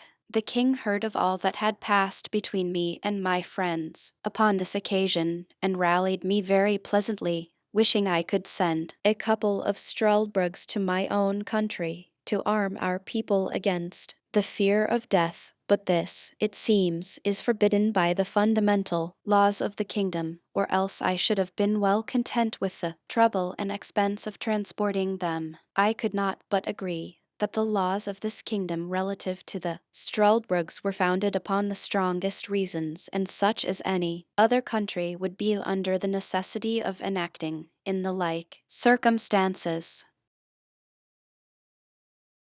Chapter 11. The author leaves Luggnagg and sails to Japan. From there he returns in a Dutch ship to Amsterdam, and from Amsterdam to England. I thought this account of the Strasburgs may be some entertainment to the reader, because it seems to be a little out of the common way. At least I do not remember to have met the like in any book of travels that has come to my hands, and if I am deceived, my excuse must be that it is necessary for travelers who describe the same country very often to agreed in dwelling on the same particulars, without deserving the censure of having borrowed or transcribed from those who wrote before them. There is truly a perpetual commerce between this kingdom and the great empire of Japan, and it is very probable that the Japanese authors may have given some account of the Struldbrugs, but my stay in Japan was so short, and I was so entirely a stranger to the language, that I was not qualified to make any inquiries.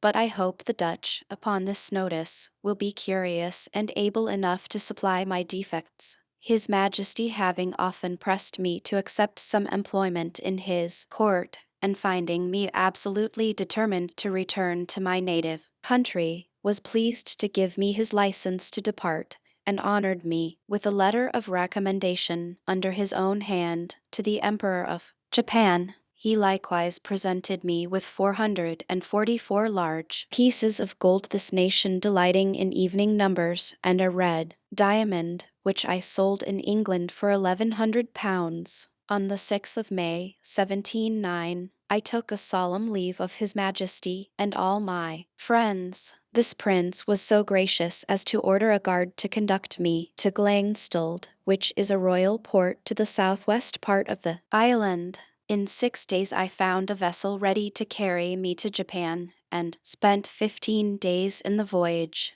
We landed at a small port town called Zamoski, situated on the southeast part of Japan. The town lies on the western point, where there is a narrow strait leading northward into a long arm of the sea, upon the northwest part of which Yedo, the metropolis, stands. At landing, I showed the custom house officers my letter from the King of Lugnag to His Imperial Majesty. They knew the seal perfectly well. It was as broad as the palm of my hand. The impression was a king lifting up a lame beggar from the earth. The magistrates of the town, hearing of my letter, received me as a public minister. They provided me with carriages and servants, and bore my charges to Yedo, where I was admitted to an audience and delivered my letter, which was opened with great ceremony and explained to the emperor by an interpreter, who then gave me notice, by His Majesty, order hat I should signify my request, and whatever it were, it should be granted for the sake of his royal brother of Lugnag.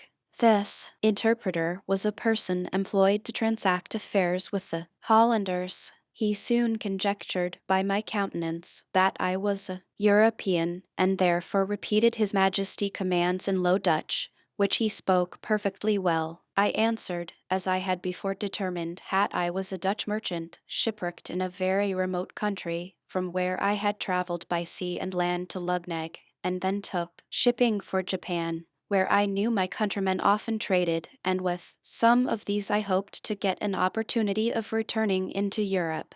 I therefore most humbly entreated his royal favor to give order that I should be conducted in safety to Nangasak. To this I added another petition, that for the sake of my patron the King of Lugnag, His Majesty would condescend to excuse my performing the ceremony imposed on my countrymen of trampling upon the crucifix, because I had been thrown into his kingdom by my misfortunes, without any intention of trading. When this latter petition was interpreted to the emperor, he seemed a little surprised, and said he believed I was the first of my countrymen who ever made any scruple in this point, and that he began to doubt whether I was a real Hollander or not, but rather suspected I must be a Christian. However, for the reasons I had offered, but chiefly to gratify the King of Lugnag by an uncommon mark of his favor, he would comply with the singularity of my humor.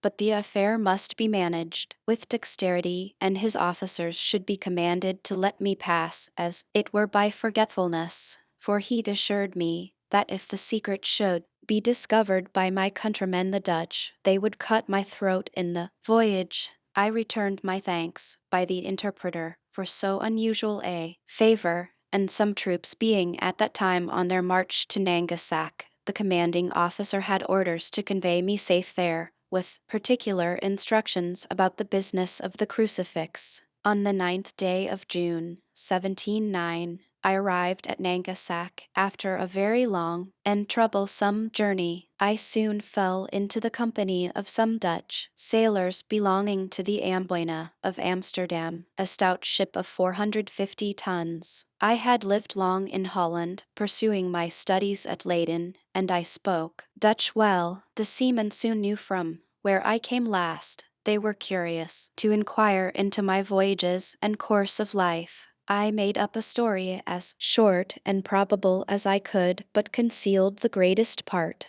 I knew many persons in Holland. I was able to invent names for my parents, whom I pretended to be obscure people in the province of Gelderland. I would have given the captain one Theodorus Vangrelt what he pleased to ask for my voyage to Holland, but understanding I was a surgeon, he was contented to take half the usual rate, on condition that I would serve him in the way of my calling. Before we took shipping, I was often asked by some of the crew whether I had performed the ceremony above mentioned. I evaded the question by general answers. Had I had satisfied the emperor and court in all particulars. However, a malicious rogue of a skipper went to an officer and pointing to me, told him had not yet trampled on the crucifix, but the other, who had received instructions to let me pass, gave the rascal 20 strokes on the shoulders with a bamboo, after which I was no more troubled with such questions. Nothing happened worth mentioning in this voyage. We sailed with a fair wind to the Cape of Good Hope, where we stayed only to take in fresh water. On the 10th of April, 1710, we arrived safe at Amsterdam, having lost only 3 men by sickness in the voyage, and a 4th, who fell from the foremast into the sea, not far from the coast of Guinea. From Amsterdam I soon after set sail for England in a small vessel belonging to that city. On the 16th of April we put in at the Downs. I landed next morning, and saw once more my native country. After an absence of 5 years and 6 months complete, I went straight to Redriff, where I arrived the same day at 2 in the afternoon, and found my wife and family in good health. Part Roman 4. Chapter 1. The author sets out as captain of a ship. His men conspire against him, confine him a long time to his cabin, and set him on shore in an unknown land. He travels up into the country. The Yahoos, a strange sort of animal, described. The author meets 2 Houyhnhnms. I continued at home with my wife and children about 5 months, in a very happy condition. If I could have learned the lesson of knowing when I was well, I left my poor wife big with child and accepted an advantageous offer made me to be captain of the Adventurer, a stout merchantman of 350 tons, for I understood navigation well, and being grown weary of a surgeon employment at sea, which, however, I could exercise upon occasion, I took a skilful young man of that calling, one Robert Purifoy, into my ship. We set sail from Portsmouth upon the 7th day of September, 1710. On the 14th we met with Captain Pocock of Bristol at Tenerife, who was going to the Bay of Campeche to cut logwood. On the 16th he was parted from us by a storm. I heard since my return that his ship foundered and none escaped but one cabin boy. He was an honest man and a good sailor, but a little too positive in his own opinions, which was the cause of his destruction, as it has been with several others. For if he had followed my advice, he may have been safe at home with his family at this time, as well as myself. I had several men who died in my ship of calentures, so that I was forced to get recruits out of Barbados and the Leeward Islands, where I touched by the direction of the merchants who employed me, which I had soon too much cause to repent, for I found afterwards that most of them had been buccaneers. I had 50 hands on board, and my orders were that I should trade with the Indians in the South Sea and make what discoveries I could. These rogues whom I had picked up debauched my other men, and they all formed a conspiracy to seize the ship and secure me, which they did one morning, rushing into my cabin and binding me hand and foot, threatening to throw me overboard if I offered to stir. I told them was their prisoner and would submit. This they made me swear to do, and then they unbound me, only fastening one of my legs with a chain near my bed, and placed a sentry at my door with his piece charged, who was commanded to shoot me dead if I attempted my liberty. They sent me own victuals and drink, and took the government of the ship to themselves.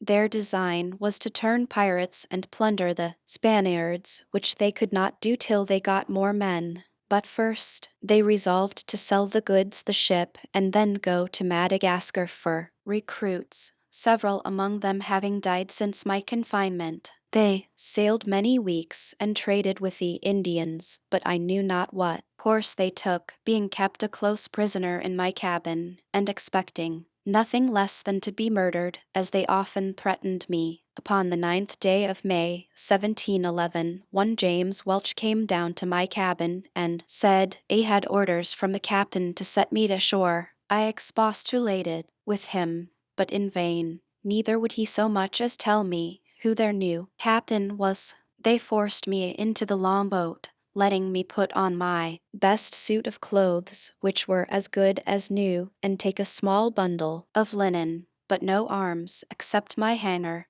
and they were so civil as not to search my pockets, into which I conveyed what money I had, with some other little necessaries. They rowed about a league, and then set me down on a strand. I desired them to tell me what country it was. They all swore they knew no more than myself, but said had the captain, as they called him, as resolved, after they had sold the lading, to get rid of me in the first place where they could discover land. They pushed off immediately, advising me to make haste for fear of being overtaken by the tide, and so bade me farewell. In this desolate condition I advanced forward, and soon got upon firm ground, where I sat down on a bank to rest myself and consider what I had best do. When I was a little refreshed, I went up into the country, resolving to deliver myself to the first savages I should meet, and purchase my life from them by some bracelets, glass rings, and other toys which sailors usually provide themselves with in those voyages, and of which I had some about me. The land was divided by long rows of trees, not regularly planted, but naturally growing. There was great plenty of grass and several fields of oats. I walked very circumspectly, for fear of being surprised or suddenly shot with an arrow from behind or on either side.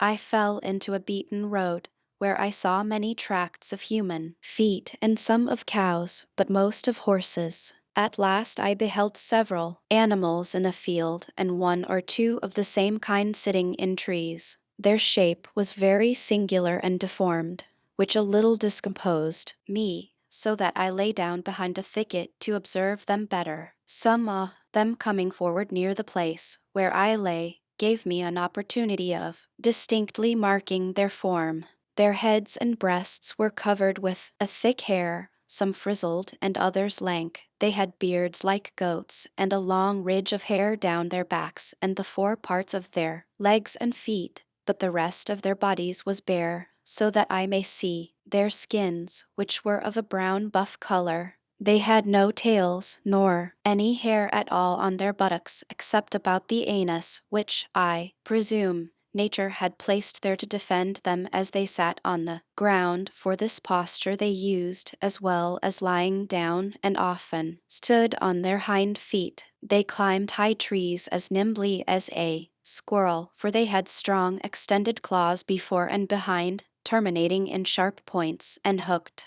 They would often spring and bound and leap with prodigious agility. The females were not so large as the males. They had long lank hair on their heads, but none on their faces, nor anything more than a sort of down on the rest of their bodies, except about the anus and pudenda. The dugs hung between their 4 feet, and often reached almost to the ground as they walked. The hair of both sexes was of several colors: brown, red, black, and yellow. Upon the whole, I never beheld in all my travels so disagreeable an animal, or one against which I naturally conceived so strong an antipathy, so that, thinking I had seen enough, full of contempt and aversion, I got up and pursued the beaten road, hoping it may direct me to the cabin of some Indian. I had not got far when I met one of these creatures full in my way, and coming up directly to me. This ugly monster, when he saw me, distorted several ways every feature of his visage, and stared as at an object he had never seen before. Then, approaching nearer, lifted up his forepaw, whether out of curiosity or mischief I could not tell, but I drew my hanger and gave him a good blow with the flat side of it, for I durst not strike with the edge, fearing the inhabitants may be provoked against me if they should come to know that I had killed or maimed any of their cattle. When the beast felt the smart, he drew back and roared so loud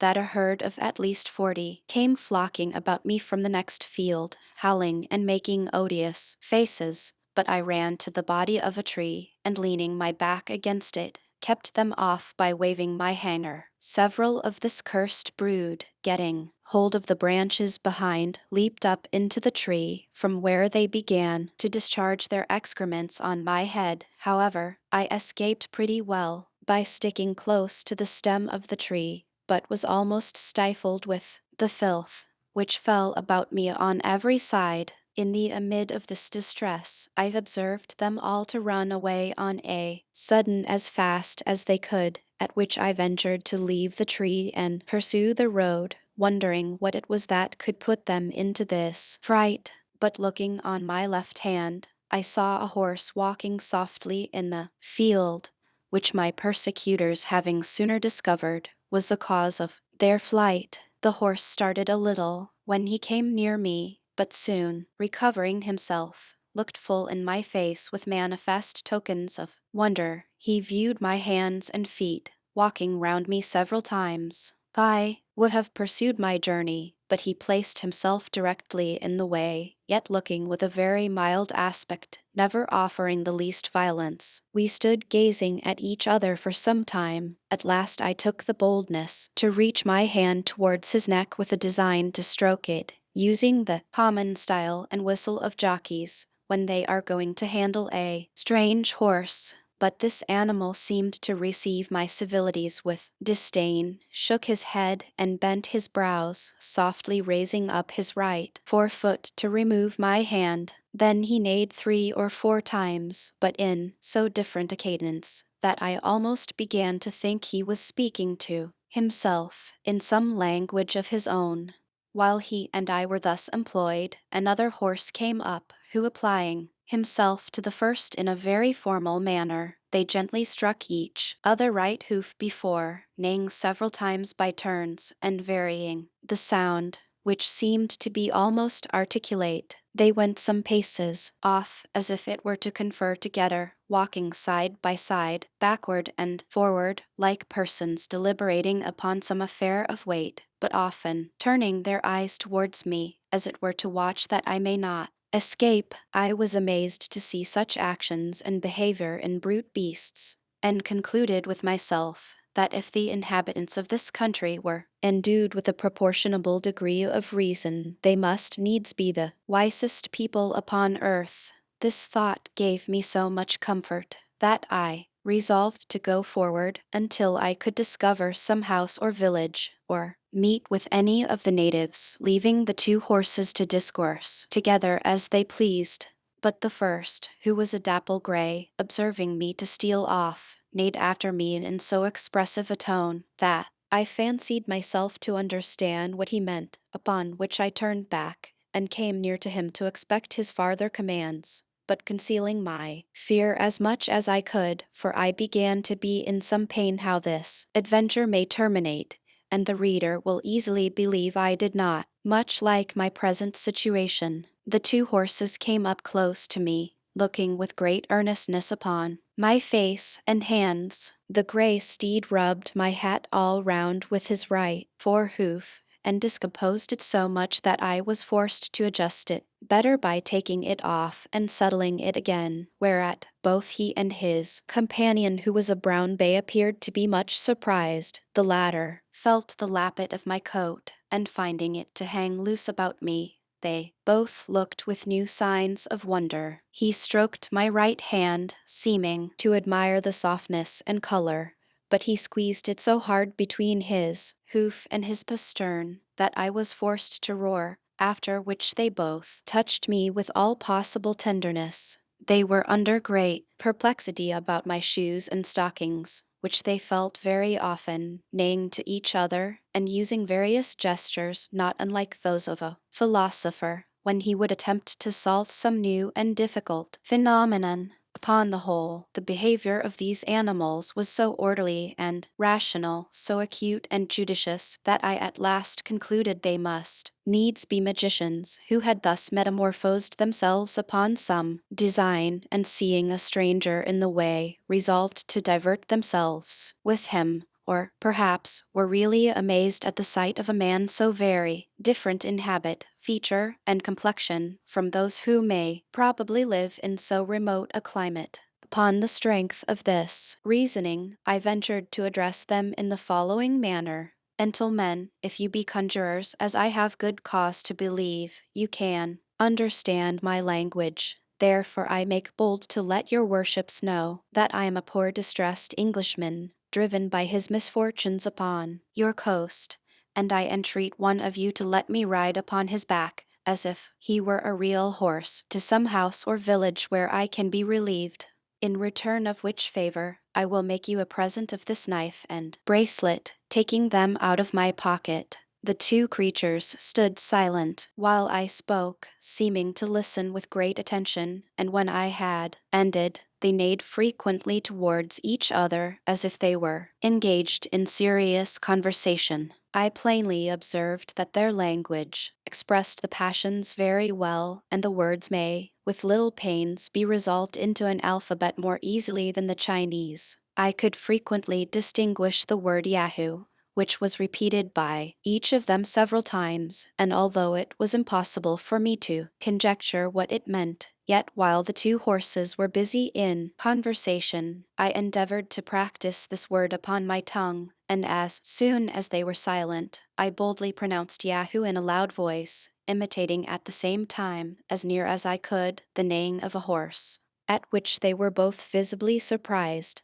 and the gray repeated the same word twice, as if he meant to teach me the right accent, where I spoke after him as well as I could, and found myself perceivably to improve every time, though very far from any degree of perfection. Then the bay tried me with a second word, much harder to be pronounced, but reducing it to the English orthography, may be spelt thus: Hauhenham. I did not succeed in this so well as in the former, but after 2 or 3 farther trials I had better fortune, and they both appeared amazed at my capacity. After some further discourse, which I then conjectured may relate to me, the two friends took their leaves with the same compliment of striking each other hoof, and the gray made me signs that I should walk before him, where I thought it prudent to comply, till I could find a better director. Chapter 2. The author conducted by a Hauhenham to his house. The house described. The author reception. The food of the Hauhenhams. The author in distress for want of meat is at last relieved. His manner of feeding. In this country, having traveled about 3 miles, we came to a long kind of building, made of timber stuck in the ground and wattled across. The roof was low, and covered with straw. I now began to be a little comforted, and took out some toys, which travelers usually carry for presents to the savage Indians of America and other parts, in hopes the people of the house would be by that encouraged to receive me kindly. The horse made me a sign to go in first. It was a large room with a smooth clay floor, and a rack and manger extending the whole length on one side. There were 3 nags and 2 mares, not eating, but some of them sitting down upon their hams, which I very much wondered at. but wondered more to see the rest employed in domestic business. These seemed but ordinary cattle. However, this confirmed my first opinion, that a people who could so far civilize brute animals must needs excel in wisdom all the nations of the world. The gray came in just after and by that prevented any ill treatment which the others may have given me. He neighed to them several times in a style of authority and received answers. Beyond this room there were three others, reaching the length of the house, to which she passed through three doors opposite to each other in the manner of a vista. We went through the second room towards the third. Here the gray walked in first, beckoning me to attend. I waited in the second room and got ready my presents for the master and mistress of the house. They were 2 knives, 3 bracelets of false pearls, a small looking-glass, and a bead necklace. The horse neighed 3 or 4 times, and I waited to hear some answers in a human voice, but I heard no other returns than in the same dialect, only 1 or 2 a little shriller than his. I began to think that this house must belong to some person of great note among them, because there appeared so much ceremony before I could gain admittance.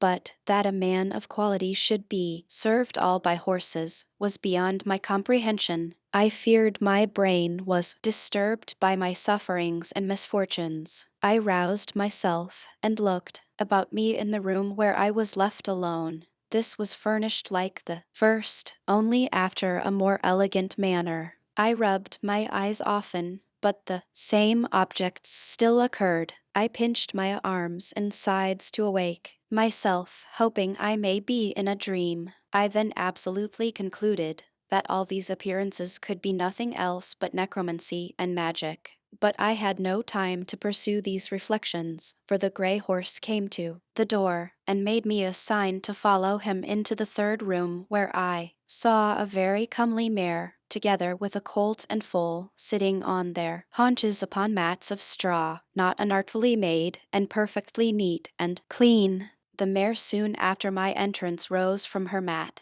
and coming up close, after having nicely observed my hands and face, gave me a most contemptuous look, and turning to the horse, I heard the word Yahoo often repeated between them, the meaning of which word I could not then comprehend, although it was the first I had learned to pronounce. But I was soon better informed, to my everlasting mortification, for the horse, beckoning to me with his head and repeating the Achun, as he did upon the road, which I understood was to attend him, led me out into a kind of court, where was another building at some distance from the house. Here we entered, and I saw 3 of those detestable creatures, which I first met after my landing, feeding upon roots and the flesh of some animals, which I afterwards found to be that of asses and dogs, and now and then a cow, dead by accident or disease. They were all tied by the neck with strong withes fastened to a beam.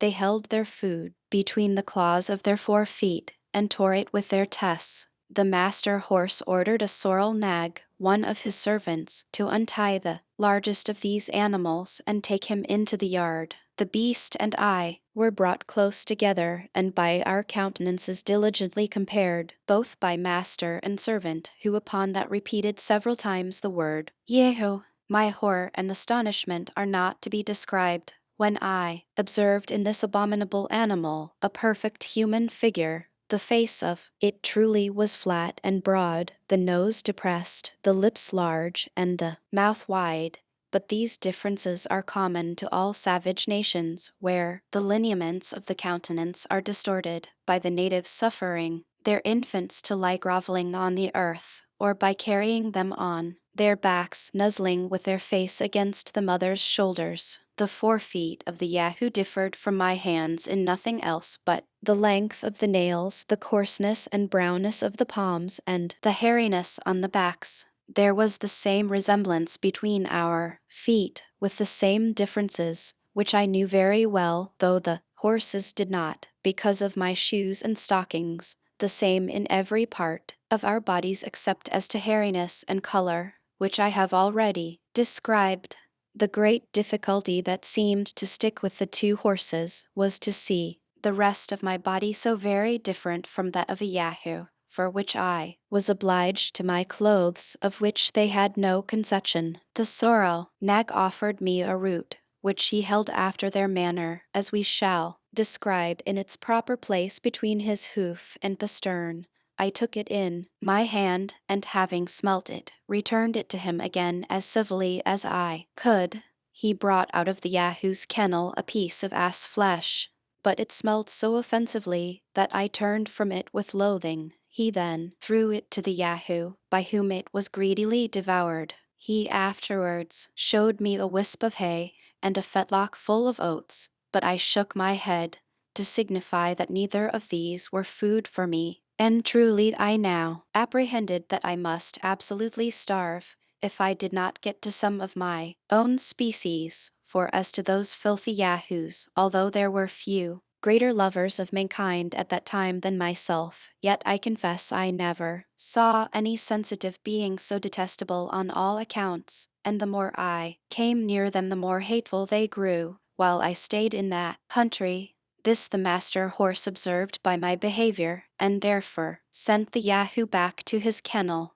He then put his forehoof to his mouth, at which I was much surprised, although he did it with ease and with a motion that appeared perfectly natural, and made other signs to know what I would eat. But I could not return him such an answer as he was able to apprehend, and if he had understood me, I did not see how it was possible to contrive any way for finding myself nourishment. While we were thus engaged, I observed a cow passing by, upon which I pointed to her, and expressed a desire to go and milk her. This had its effect, for he led me back into the house, and ordered a mere servant to open a room, where a good store of milk lay in earthen and wooden vessels. After a very orderly and cleanly manner, she gave me a large bowlful, of which I drank very heartily, and found myself well refreshed. About noon, I saw coming towards the house a kind of vehicle drawn like a sledge by 4 Yahoos. There was in it an old steed,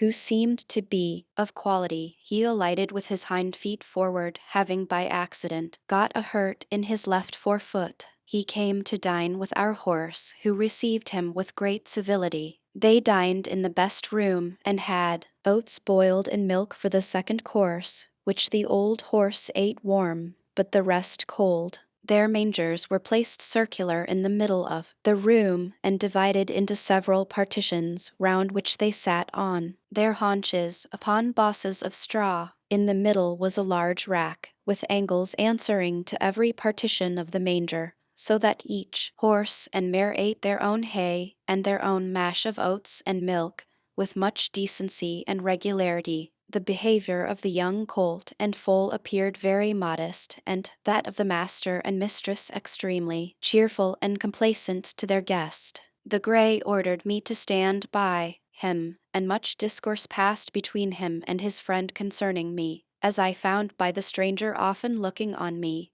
and the frequent repetition of the word Yahoo. I happened to wear my gloves, which the master, Gray observing, seemed perplexed. Discovering signs of wonder what I had done to my 4 feet, he put his hoof 3 or 4 times to them, as if he would signify that I should reduce them to their former shape, which I soon did, pulling off both my gloves and putting them into my pocket. This occasioned farther talk, and I saw the company was pleased with my behavior, of which I soon found the good effects. I was ordered to speak the few words I understood, and while they were at dinner, the master taught me the names for oats, milk, fire, water, and some others which I could readily pronounce after him, having from my youth a great facility in learning languages. When dinner was done, the master horse took me aside, and by signs and words made me understand the concern he was in that I had nothing to eat. Oats in their tongue are called lun. This word I pronounced 2 or 3 times, for although I had refused them at first, yet, upon second thoughts, I considered that I could contrive to make of them a kind of bread, which may be sufficient, with milk, to keep me alive, till I could make my escape to some other country, and to creatures of my own species.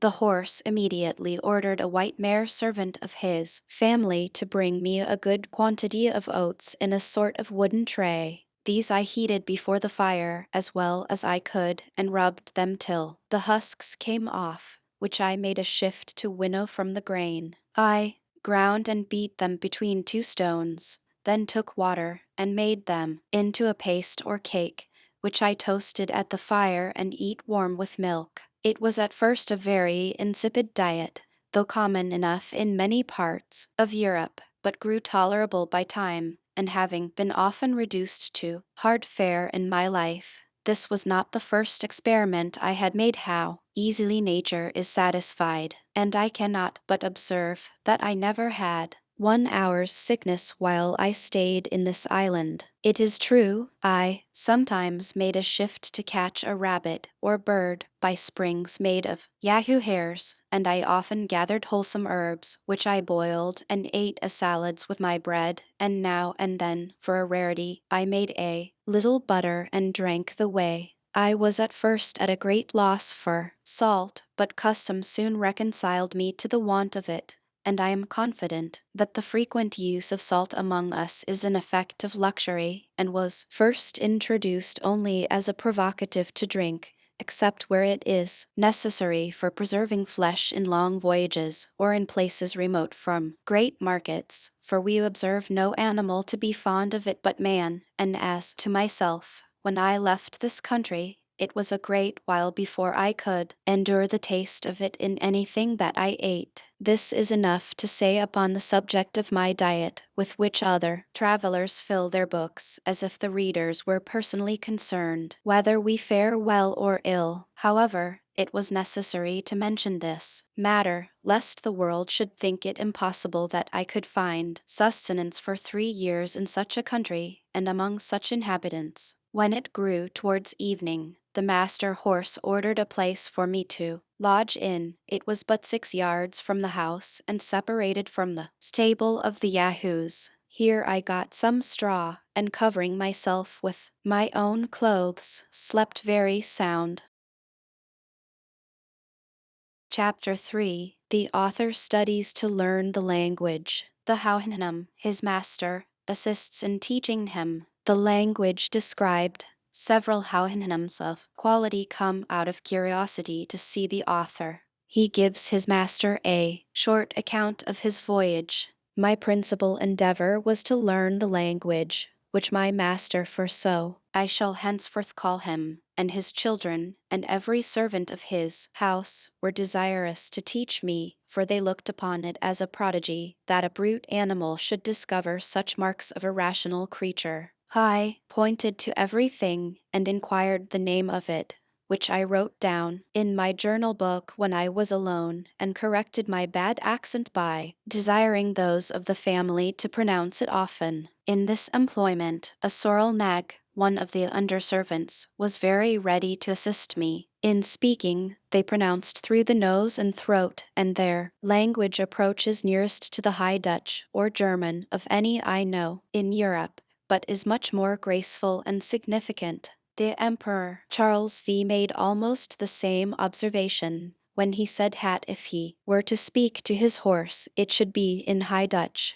The curiosity and impatience of my master were so great that he spent many hours of his leisure to instruct me. He was convinced, as he afterwards told me, that I must be a Yahoo, but my teachableness, civility, and cleanliness astonished him, which were qualities altogether opposite to those animals. He was most perplexed about my clothes, reasoning sometimes with himself whether they were a part of my body, for I never pulled them off till the family were asleep, and got them on before they waked in the morning. My master was eager to learn, therefore I came how I acquired those appearances of reason which I discovered in all my actions, and to know my story from my own mouth, which he hoped he should soon do by the great proficiency I made in learning and pronouncing their words and sentences. To help my memory, I formed all I learned into the English alphabet, and writ the words down with the translations. This last, after some time, I ventured to do in my master presence. It cost me much trouble to explain to him what I was doing,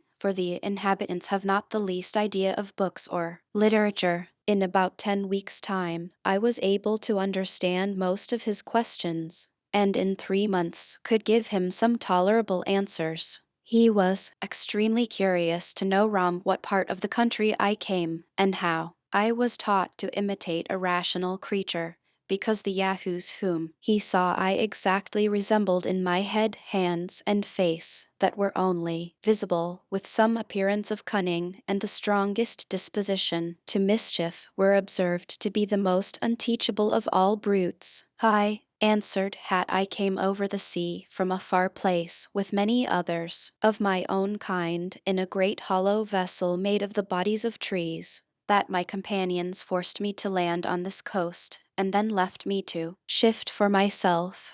It was with some difficulty, and by the help of many signs, that I brought him to understand me. He replied, "Hat I must needs be mistaken, or that I said the thing which was not, for they have no word in their language to express lying or falsehood. He knew it was impossible that there could be a country beyond the sea, or that a parcel of brutes could move a wooden vessel where they pleased upon water. He was sure no Houyhnhnm alive could make such a vessel, nor would trust Yahoos to manage it. The word Houyhnhnm in their tongue signifies a horse, and in its etymology, the perfection of nature. I told my master hat I was at a loss for expression, but would improve as fast as I could, and hoped, in a short time, I should be able to tell him wonders. He was pleased to direct his own mare, his colt and foal, and the servants of the family, to take all opportunities of instructing me, and every day, for 2 or 3 hours, he was at the same pains himself. Several horses and mares of quality in the neighborhood came often to our house, upon the report spread of wonderful Yahoo, that could speak like a Houyhnhnm, and seemed, in his words and actions, to discover some glimmerings of reason. These delighted to converse with me. They put many questions and received such answers as I was able to return. By all these advantages I made so great a progress that, in 5 months from my arrival, I understood whatever was spoken, and could express myself tolerably well. The Houyhnhnms, who came to visit my master out of a design of seating and talking with me, could hardly believe me to be a right Yahoo, because my body had a different covering from others of my kind. They were astonished to observe me without the usual hair or skin, except on my head, face, and hands. But I discovered that secret to my master upon an accident which happened about a fortnight before. I have already told the reader that every night, when the family were gone to bed, it was my custom to strip and cover myself with my clothes. It happened, one morning early, that my master sent for me by the sorrel nag, who was his valet. When he came I was fast asleep, my clothes fallen off on one side, and my shirt above my waist.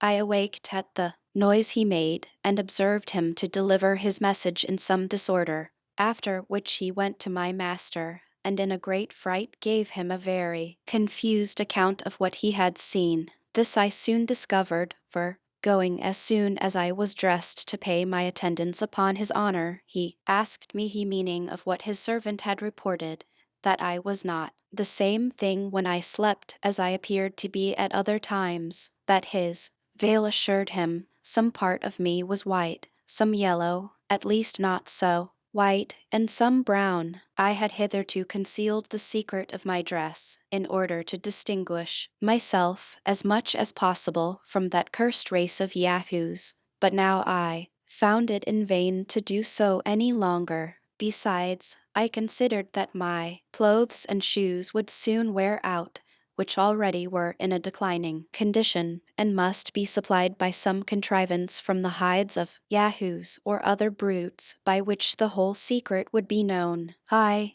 therefore told my master, Hat in the country from where I came, those of my kind always covered their bodies with the hairs of certain animals prepared by our, as well for decency as to avoid the inclemencies of air, both hot and cold, of which, as to my own person, I would give him immediate conviction, if he pleased to command me, only desiring his excuse, if I did not expose those parts that nature taught us to conceal. He said, why discourse was all very strange, but especially the last part, for he could not understand why nature should teach us to conceal what nature had given, that neither himself nor family were ashamed of any parts of their bodies, but however I may do as I pleased, upon which I first unbuttoned my coat and pulled it off. I did the same with my waistcoat. I drew off my shoes, stockings, and breeches. I let my shirt down to my waist and drew up the bottom, fastening it like a girdle about my middle to hide my nakedness. My master observed the whole performance with great signs of curiosity and admiration. He took up all my clothes in his postern, one piece after another, and examined them diligently. He then stroked my body very gently and looked round me several times, after which he said it was plain I must be a perfect Yahoo, but that I differed very much from the rest of my species in the softness, whiteness, and smoothness of my skin, my want of hair in several parts of my body, the shape and shortness of my claws behind and before, and my affectation of walking continually on my two hinder feet. He desired to see no more, and gave me leave to put on my clothes again, for I was shuddering with cold. I expressed my uneasiness at his giving me so often the appellation of Yahoo, an odious animal for which I had so utter a hatred and contempt.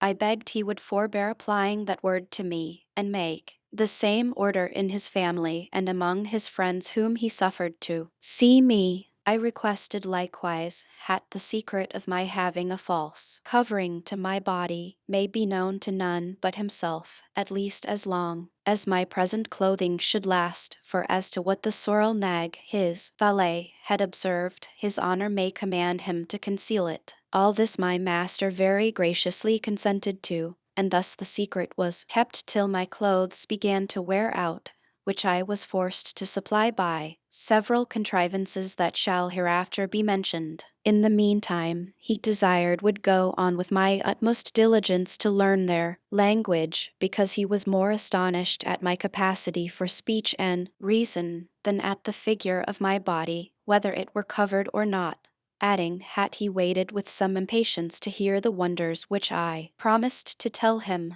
Thenceforward he doubled the pains he had been at to instruct me. He brought me into all company, and made them treat me with civility, because, as he told them privately, his would put me into good humor, and make me more diverting. Every day, when I waited on him, beside the trouble he was at in teaching, he would ask me several questions concerning myself, which I answered as well as I could, and by these means he had already received some general ideas, though very imperfect. It would be tedious to relate the several steps by which I advanced to a more regular conversation, but the first account I gave of myself in any order and length was to this purpose: that I came from a very far country, as I already had attempted to tell him, with about 50 more of my own species, that we traveled upon the seas in a great hollow vessel made of wood and larger than his honor house.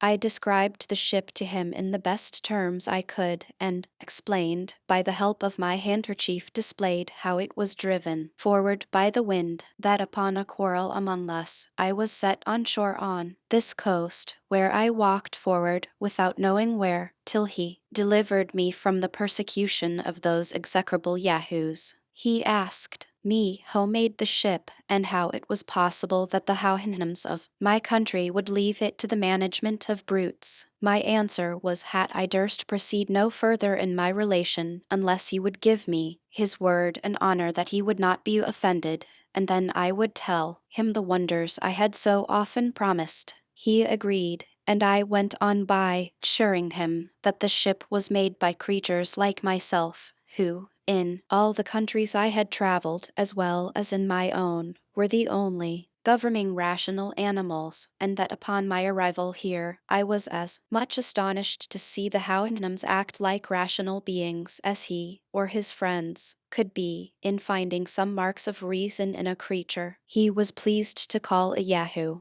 to which I owned my resemblance in every part, but could not account for their degenerate and brutal nature. Chapter 4: The Houyhnhnm Notion of Truth and Falsehood.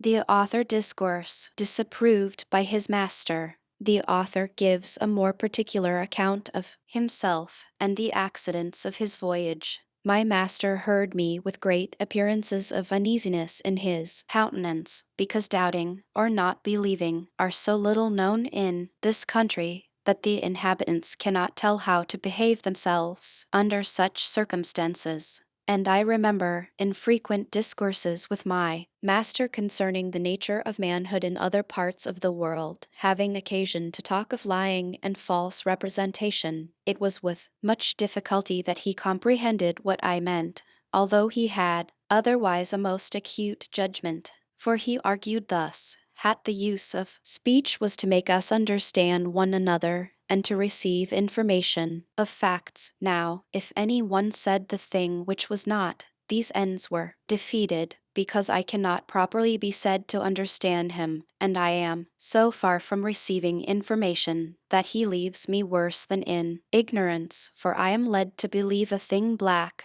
when it is white, and short when it is long. And these were all the notions he had concerning that faculty of lying, so perfectly well understood and so universally practiced among human creatures. To return from this digression, when I asserted that the Yahoos were the only governing animals in my country, which my master said was altogether past his conception, he desired to know whether we had Houyhnhnms among us, and what was their employment. I told him had great numbers, that in summer they grazed in the fields, and in winter were kept in houses with hay and oats, where Yahoo servants were employed to rub their skins smooth, comb their manes, pick their feet, serve them with food, and make their beds. Understand you well, said my master. T is now very plain, from all you have spoken, that, whatever share of reason the Yahoos pretend to, the Houyhnhnms are your masters. I heartily wish our Yahoos would be so tractable. I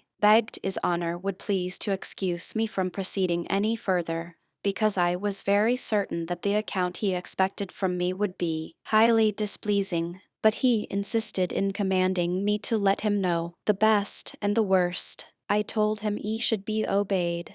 I owned the Houyhnhnms among us, whom we called horses, were the most generous and comely animals we had, that they excelled in strength and swiftness, and when they belonged to persons of quality, were employed in traveling, racing, or drawing chariots, they were treated with much kindness and care, till they fell into diseases or became foundered in the feet. But then they were sold and used to all kind of drudgery till they died, after which their skins were stripped and sold for what they were worth, and their bodies left to be devoured by dogs and birds of prey. But the common race of horses had not so good fortune, being kept by farmers and carriers and other mean people, who put them to greater labor and fed them worse. I described, as well as I could, our way of riding, the shape and use of a bridle, a saddle, a spur, and a whip, of harness and wheels.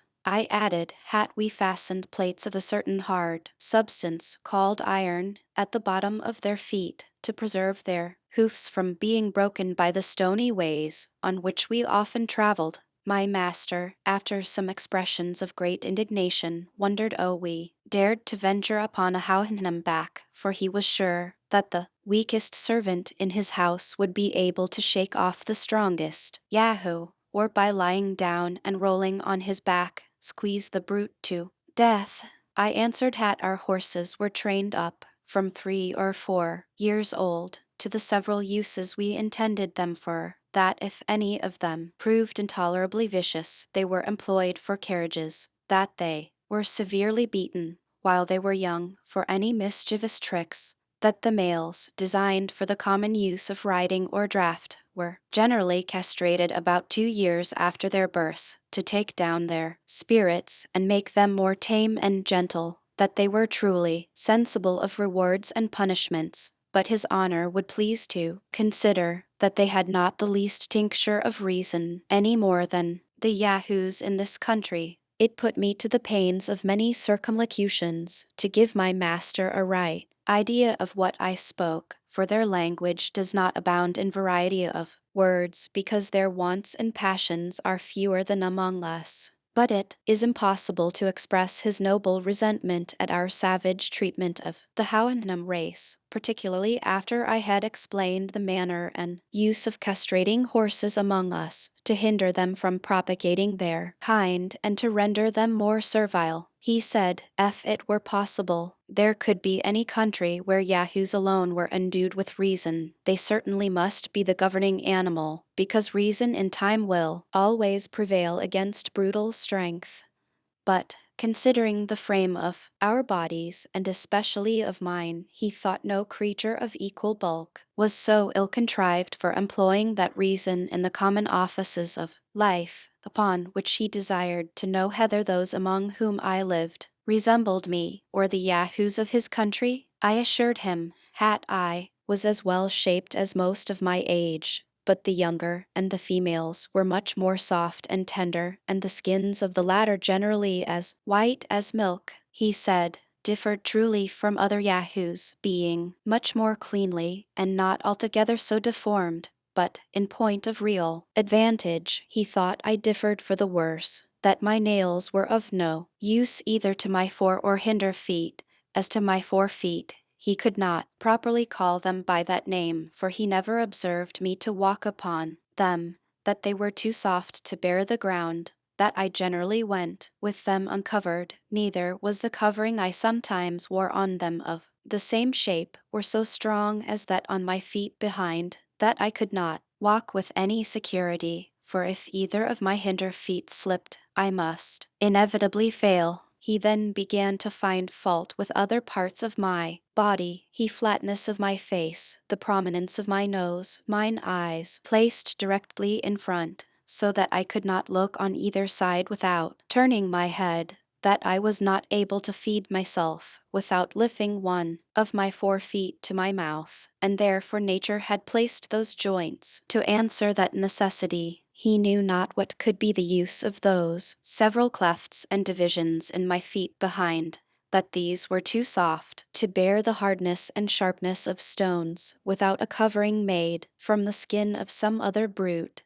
that my whole body wanted a fence against heat and cold, which I was forced to put on and off every day with tediousness and trouble. And lastly, that he observed every animal in this country naturally to abhor the Yahoos, whom the weaker avoided and the stronger drove from them, so that, supposing us to have the gift of reason, he could not see how it were possible to cure that natural antipathy which every creature discovered against us, nor consequently how we could tame and render them serviceable. However, he would, as he said, abate the matter no farther, because he was more desirous to know my own story, the country where I was born, and the several actions and events of my life before I came here. I assured him, oh, extremely desirous I was that he should be satisfied on every point, but I doubted much whether it would be possible for me to explain myself on several subjects, of which his honor could have no conception, because I saw nothing in his country to which I could resemble them. That, however, I would do my best, and strive to express myself by similitudes, humbly desiring his assistance when I wanted proper words, which he was pleased to promise me. I said, my birth was of honest parents, in an island called England,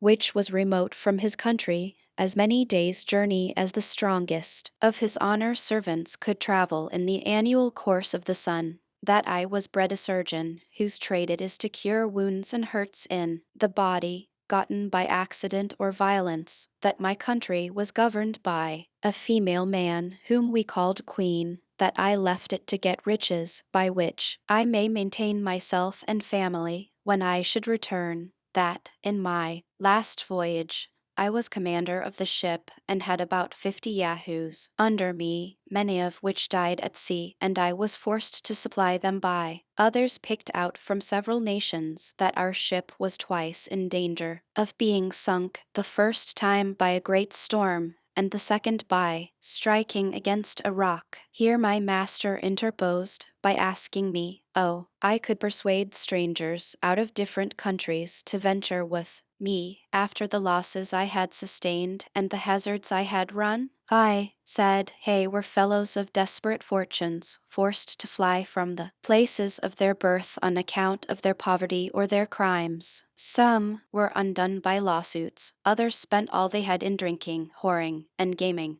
Others fled for treason, many for murder, theft, poisoning, robbery, perjury, forgery, coining false money, for committing rapes, or sodomy, for flying from their colors, or deserting to the enemy, and most of them had broken prison. None of these durst return to their native countries for fear of being hanged or of starving in a jail, and therefore they were under the necessity of seeking a livelihood in other places. During this discourse, my master was pleased to interrupt me several times. I had made use of many circumlocutions in describing to him the nature of the several crimes for which most of our crew had been forced to fly their country. This labor took up several days' conversation before he was able to comprehend me. He was wholly at a loss to know what could be the use or necessity of practicing those vices, to clear up which I endeavored to give some ideas of the desire of power and riches, of the terrible effects of lust, intemperance, malice, and envy. All this I was forced to define and describe by putting cases and making suppositions, after which, like one whose imagination was struck with something never seen or heard of before, he would lift up his eyes with amazement and indignation. Power, government, war, law, punishment, and 1,000 other things had no terms where that language could express them, which made the difficulty almost insuperable to give my master any conception of what I meant. Chapter 5. The author at his master's command informs him of the state of England, the causes of war among the princes of Europe. The author begins to explain the English Constitution. The reader may please to observe that the following extract of many conversations I had with my master contains a summary of the most material points which were discoursed at several times for above 2 years, his honor often desiring fuller satisfaction, as I farther improved in the Houyhnhnm tongue. I laid before him, as well as I could, the whole state of Europe. I discoursed of trade and manufactures, of arts and sciences, and the answers I gave to all the questions he made as they arose upon several subjects were a fund of conversation, not to be exhausted. But I shall here only set down the substance of what passed between us concerning my own country, reducing it in order as well as I can, without any regard to time or other circumstances, while I strictly adhere to truth. My only concern is that I shall hardly be able to do justice to my master arguments and expressions, which must needs suffer by my want of capacity, as well as by a translation into our barbarous English. In obedience, therefore, to his honor commands, I related to him the revolution under the Prince of Orange, the long war with France, entered into by the said prince and renewed by his successor, the present queen, where the greatest powers of Christendom were engaged and which still continued. I computed, at his request, had about 1,000,000 of Yahoos may have been killed in the whole progress of it, and perhaps 100 or more cities taken, and 5 times as many ships burnt or sunk. He asked me what were the usual causes or motives that made one country go to war with another. I answered were innumerable, but I should only mention a few of the chief. Sometimes the ambition of princes who never think they have land or people enough to govern sometimes the corruption of ministers who engage their master in a war in order to stifle or divert the clamor of the subjects against their evil administration. Difference in opinions has cost many millions of lives. For instance, whether flesh be bread or bread be flesh, whether the juice of a certain berry be blood or wine, whether whistling be a vice or a virtue, whether it be better to kiss a post or throw it into the fire, what is the best color for a coat, whether black, white, red, or gray, and whether it should be long or short, narrow or wide, dirty or clean, with many more. Neither are any wars so furious and bloody, or of so long a continuance, as those occasioned by difference in opinion, especially if it be in things indifferent. Times the quarrel between two princes is to decide which of them shall dispossess a third of his dominions, where neither of them pretend to any right. Sometimes one prince quarrels with another for fear the other should quarrel with him. Sometimes a war is entered upon because the enemy is too strong, and sometimes because he is too weak. Sometimes our neighbors want the things which we have, or have the things which we want, and we both fight till they take ours, or give us theirs. It is a very justifiable cause of a war to invade a country after the people have been wasted by famine, destroyed by pestilence, or embroiled by factions among themselves. It is justifiable to enter into war against our nearest ally when one of his towns lies convenient for us, or a territory of land that would render our dominions round and complete. If a prince sends forces into a nation where the people are poor and ignorant, he may lawfully put half of them to death and make slaves of the rest, in order to civilize and reduce them from their barbarous way of living. It is a very kingly, honorable, and frequent practice when one prince desires the assistance of another to secure him against an invasion, that the assistant, when he has driven out the invader, should seize on the dominions himself and kill, imprison, or banish the prince he came to relieve. Alliance by blood or marriage is a frequent cause of war between princes, and the nearer the kindred is, the greater their disposition to quarrel. Poor nations are hungry, and rich nations are proud, and pride and hunger will ever be at variance. For these reasons, the trade of a soldier is held the most honorable of all others, because a soldier is a Yahoo hired to kill in cold blood as many of his own species who have never offended him as possibly he can. Here is likewise a kind of beggarly princes in Europe, not able to make war by themselves, who hire out their troops to richer nations for so much a day to each man, of which they keep 3/4 to themselves, and it is the best part of their maintenance. Such are those in many northern parts of Europe. "Hat you have told me," said my master, upon the subject of war, "does truly discover most admirably the defects of that reason you pretend to. However, it is happy that the shame is greater than the danger, and that nature has left you utterly incapable of doing much mischief. For your mouths lying flat with your faces, you can hardly bite each other to any purpose unless by consent. Then, as to the claws upon your feet before and behind, they are so short and tender that one of our Yahoos would drive a dozen of yours before him. And therefore, in recounting the numbers of those who have been killed in battle, I cannot but think you have said the thing which is not." I could not forbear shaking my head and smiling a little at his ignorance, and being no stranger to the art of war, I gave him a description of cannons, culverins, muskets, carabines, pistols, bullets, powder, swords, bayonets, battles, sieges, retreats, attacks, undermines, countermines, bombardments, sea fights, ships sunk with 1,000 men, 20,000 killed on each side, dying groans, limbs flying in the air, smoke, noise, confusion, trampling to death under horses' feet, flight, pursuit, victory, fields strewed with carcasses, left for food to dogs and wolves and birds of prey, plundering, stripping, ravishing, burning, and destroying. And to set forth the valor of my own dear countrymen, I assured him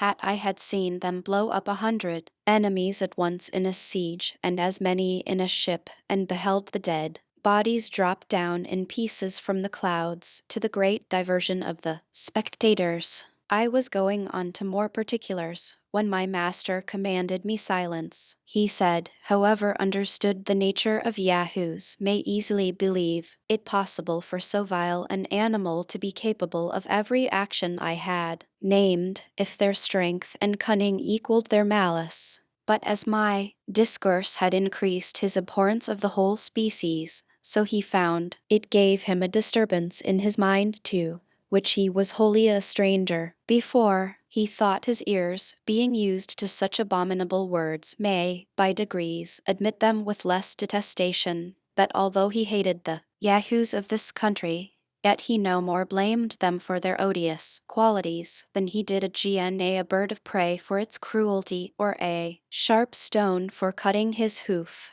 But, when a creature pretending to reason could be capable of such enormities, he dreaded lest the corruption of that faculty may be worse than brutality itself. He seemed therefore confident that, instead of reason, we were only possessed of some quality fitted to increase our natural vices, as the reflection from a troubled stream returns the image of an ill-shapen body, not only larger but more distorted. He added, he had heard too much upon the subject of war, both in this and some former discourses. There was another point which a little perplexed him at present. I had informed him that some of our crew left their country on account of being ruined by law, that I had already explained the meaning of the word, but he was at a loss how it should come to pass that the law, which was intended for every man preservation, should be any man ruin. Therefore he desired to be further satisfied what I meant by law, and the dispensers of that, according to the present practice in my own country, because he thought nature and reason were sufficient guides for a reasonable animal, as we pretended to be, in showing us what he ought to do and what to avoid. I assured his honor the law was a science in which I had not much conversed further than by employing advocates in vain upon some injustices that had been done me. However, I would give him all the satisfaction I was able. I said, here was a society of men among us, bred up from their youth in the art of proving, by words multiplied for the purpose, that white is black and black is white, according as they are paid. To this society, all the rest of the people are slaves. For example, if my neighbor has a mind to my cow, he has a lawyer to prove that he ought to have my cow from me. I must then hire another to defend my right, it being against all rules of law that any man should be allowed to speak for himself. Now, in this case, I, who am the right owner, lie under two great disadvantages. First, my lawyer, being practiced almost from his cradle in defending falsehood, is quite out of his element when he would be an advocate for justice, which is an unnatural office he always attempts, with great awkwardness if not with ill will. The second disadvantage is that my lawyer must proceed with great caution, or else he will be reprimanded by the judges and abhorred by his brethren as one that would lessen the practice of the law. And therefore I have but two methods to preserve my cow. The first is to gain over my adversary, lawyer with a double fee, who will then betray his client by insinuating that he has justice on his side. The second way is for my lawyer to make my cause appear as unjust as he can, by allowing the cow to belong to my adversary, and this, if it be skillfully done, will certainly bespeak the favor of the bench. Now your honor is to know that these judges are persons appointed to decide all controversies of property, as well as for the trial of criminals, and picked out from the most dexterous lawyers, who are grown old or lazy, and having been biased all their lives against truth and equity, lie under such a fatal necessity of favoring fraud, perjury, and oppression, that I have known some of them refuse a large bribe from the side where justice lay rather than injure the faculty, by doing anything unbecoming their nature or their office. T is a maxim among these lawyers that whatever has been done before may legally be done again, and therefore they take special care to record all the decisions formerly made against common justice and the general reason of mankind. These, under the name of precedents, they produce as authorities to justify the most iniquitous opinions, and the judges never fail of directing accordingly and pleading. They studiously avoid entering into the merits of the cause, but are loud, violent, and tedious in dwelling upon all circumstances which are not to the purpose. For instance, in the case already mentioned, they never desire to know what claim or title my adversary has to my cow, but whether the said cow were red or black, her horns long or short, whether the field I graze her in be round or square, whether she was milked at home or abroad, what diseases she is subject to, and the like, after which they consult precedents, adjourn the cause, from time to time, and in 10, 20, or 30 years, come to an issue. T is likewise to be observed that this society has a peculiar cant and jargon of their own, that no other mortal can understand, and where all their laws are written, which they take special care to multiply, by which they have wholly confounded the very essence of truth and falsehood, of right and wrong, so that it will take 30 years to decide whether the field left me by my ancestors for 6 generations belongs to me or to a stranger 300 miles off. And the trial of persons accused for crimes against the state, the method is much more short and commendable. The judge first sends to sound the disposition of those in power, after which he can easily hang or save a criminal, strictly preserving all due forms of law. Here my master interposing said, T was a pity that creatures endowed with such prodigious abilities of mind as these lawyers, by the description I gave of them, must certainly be, were not rather encouraged to be instructors of others in wisdom and knowledge.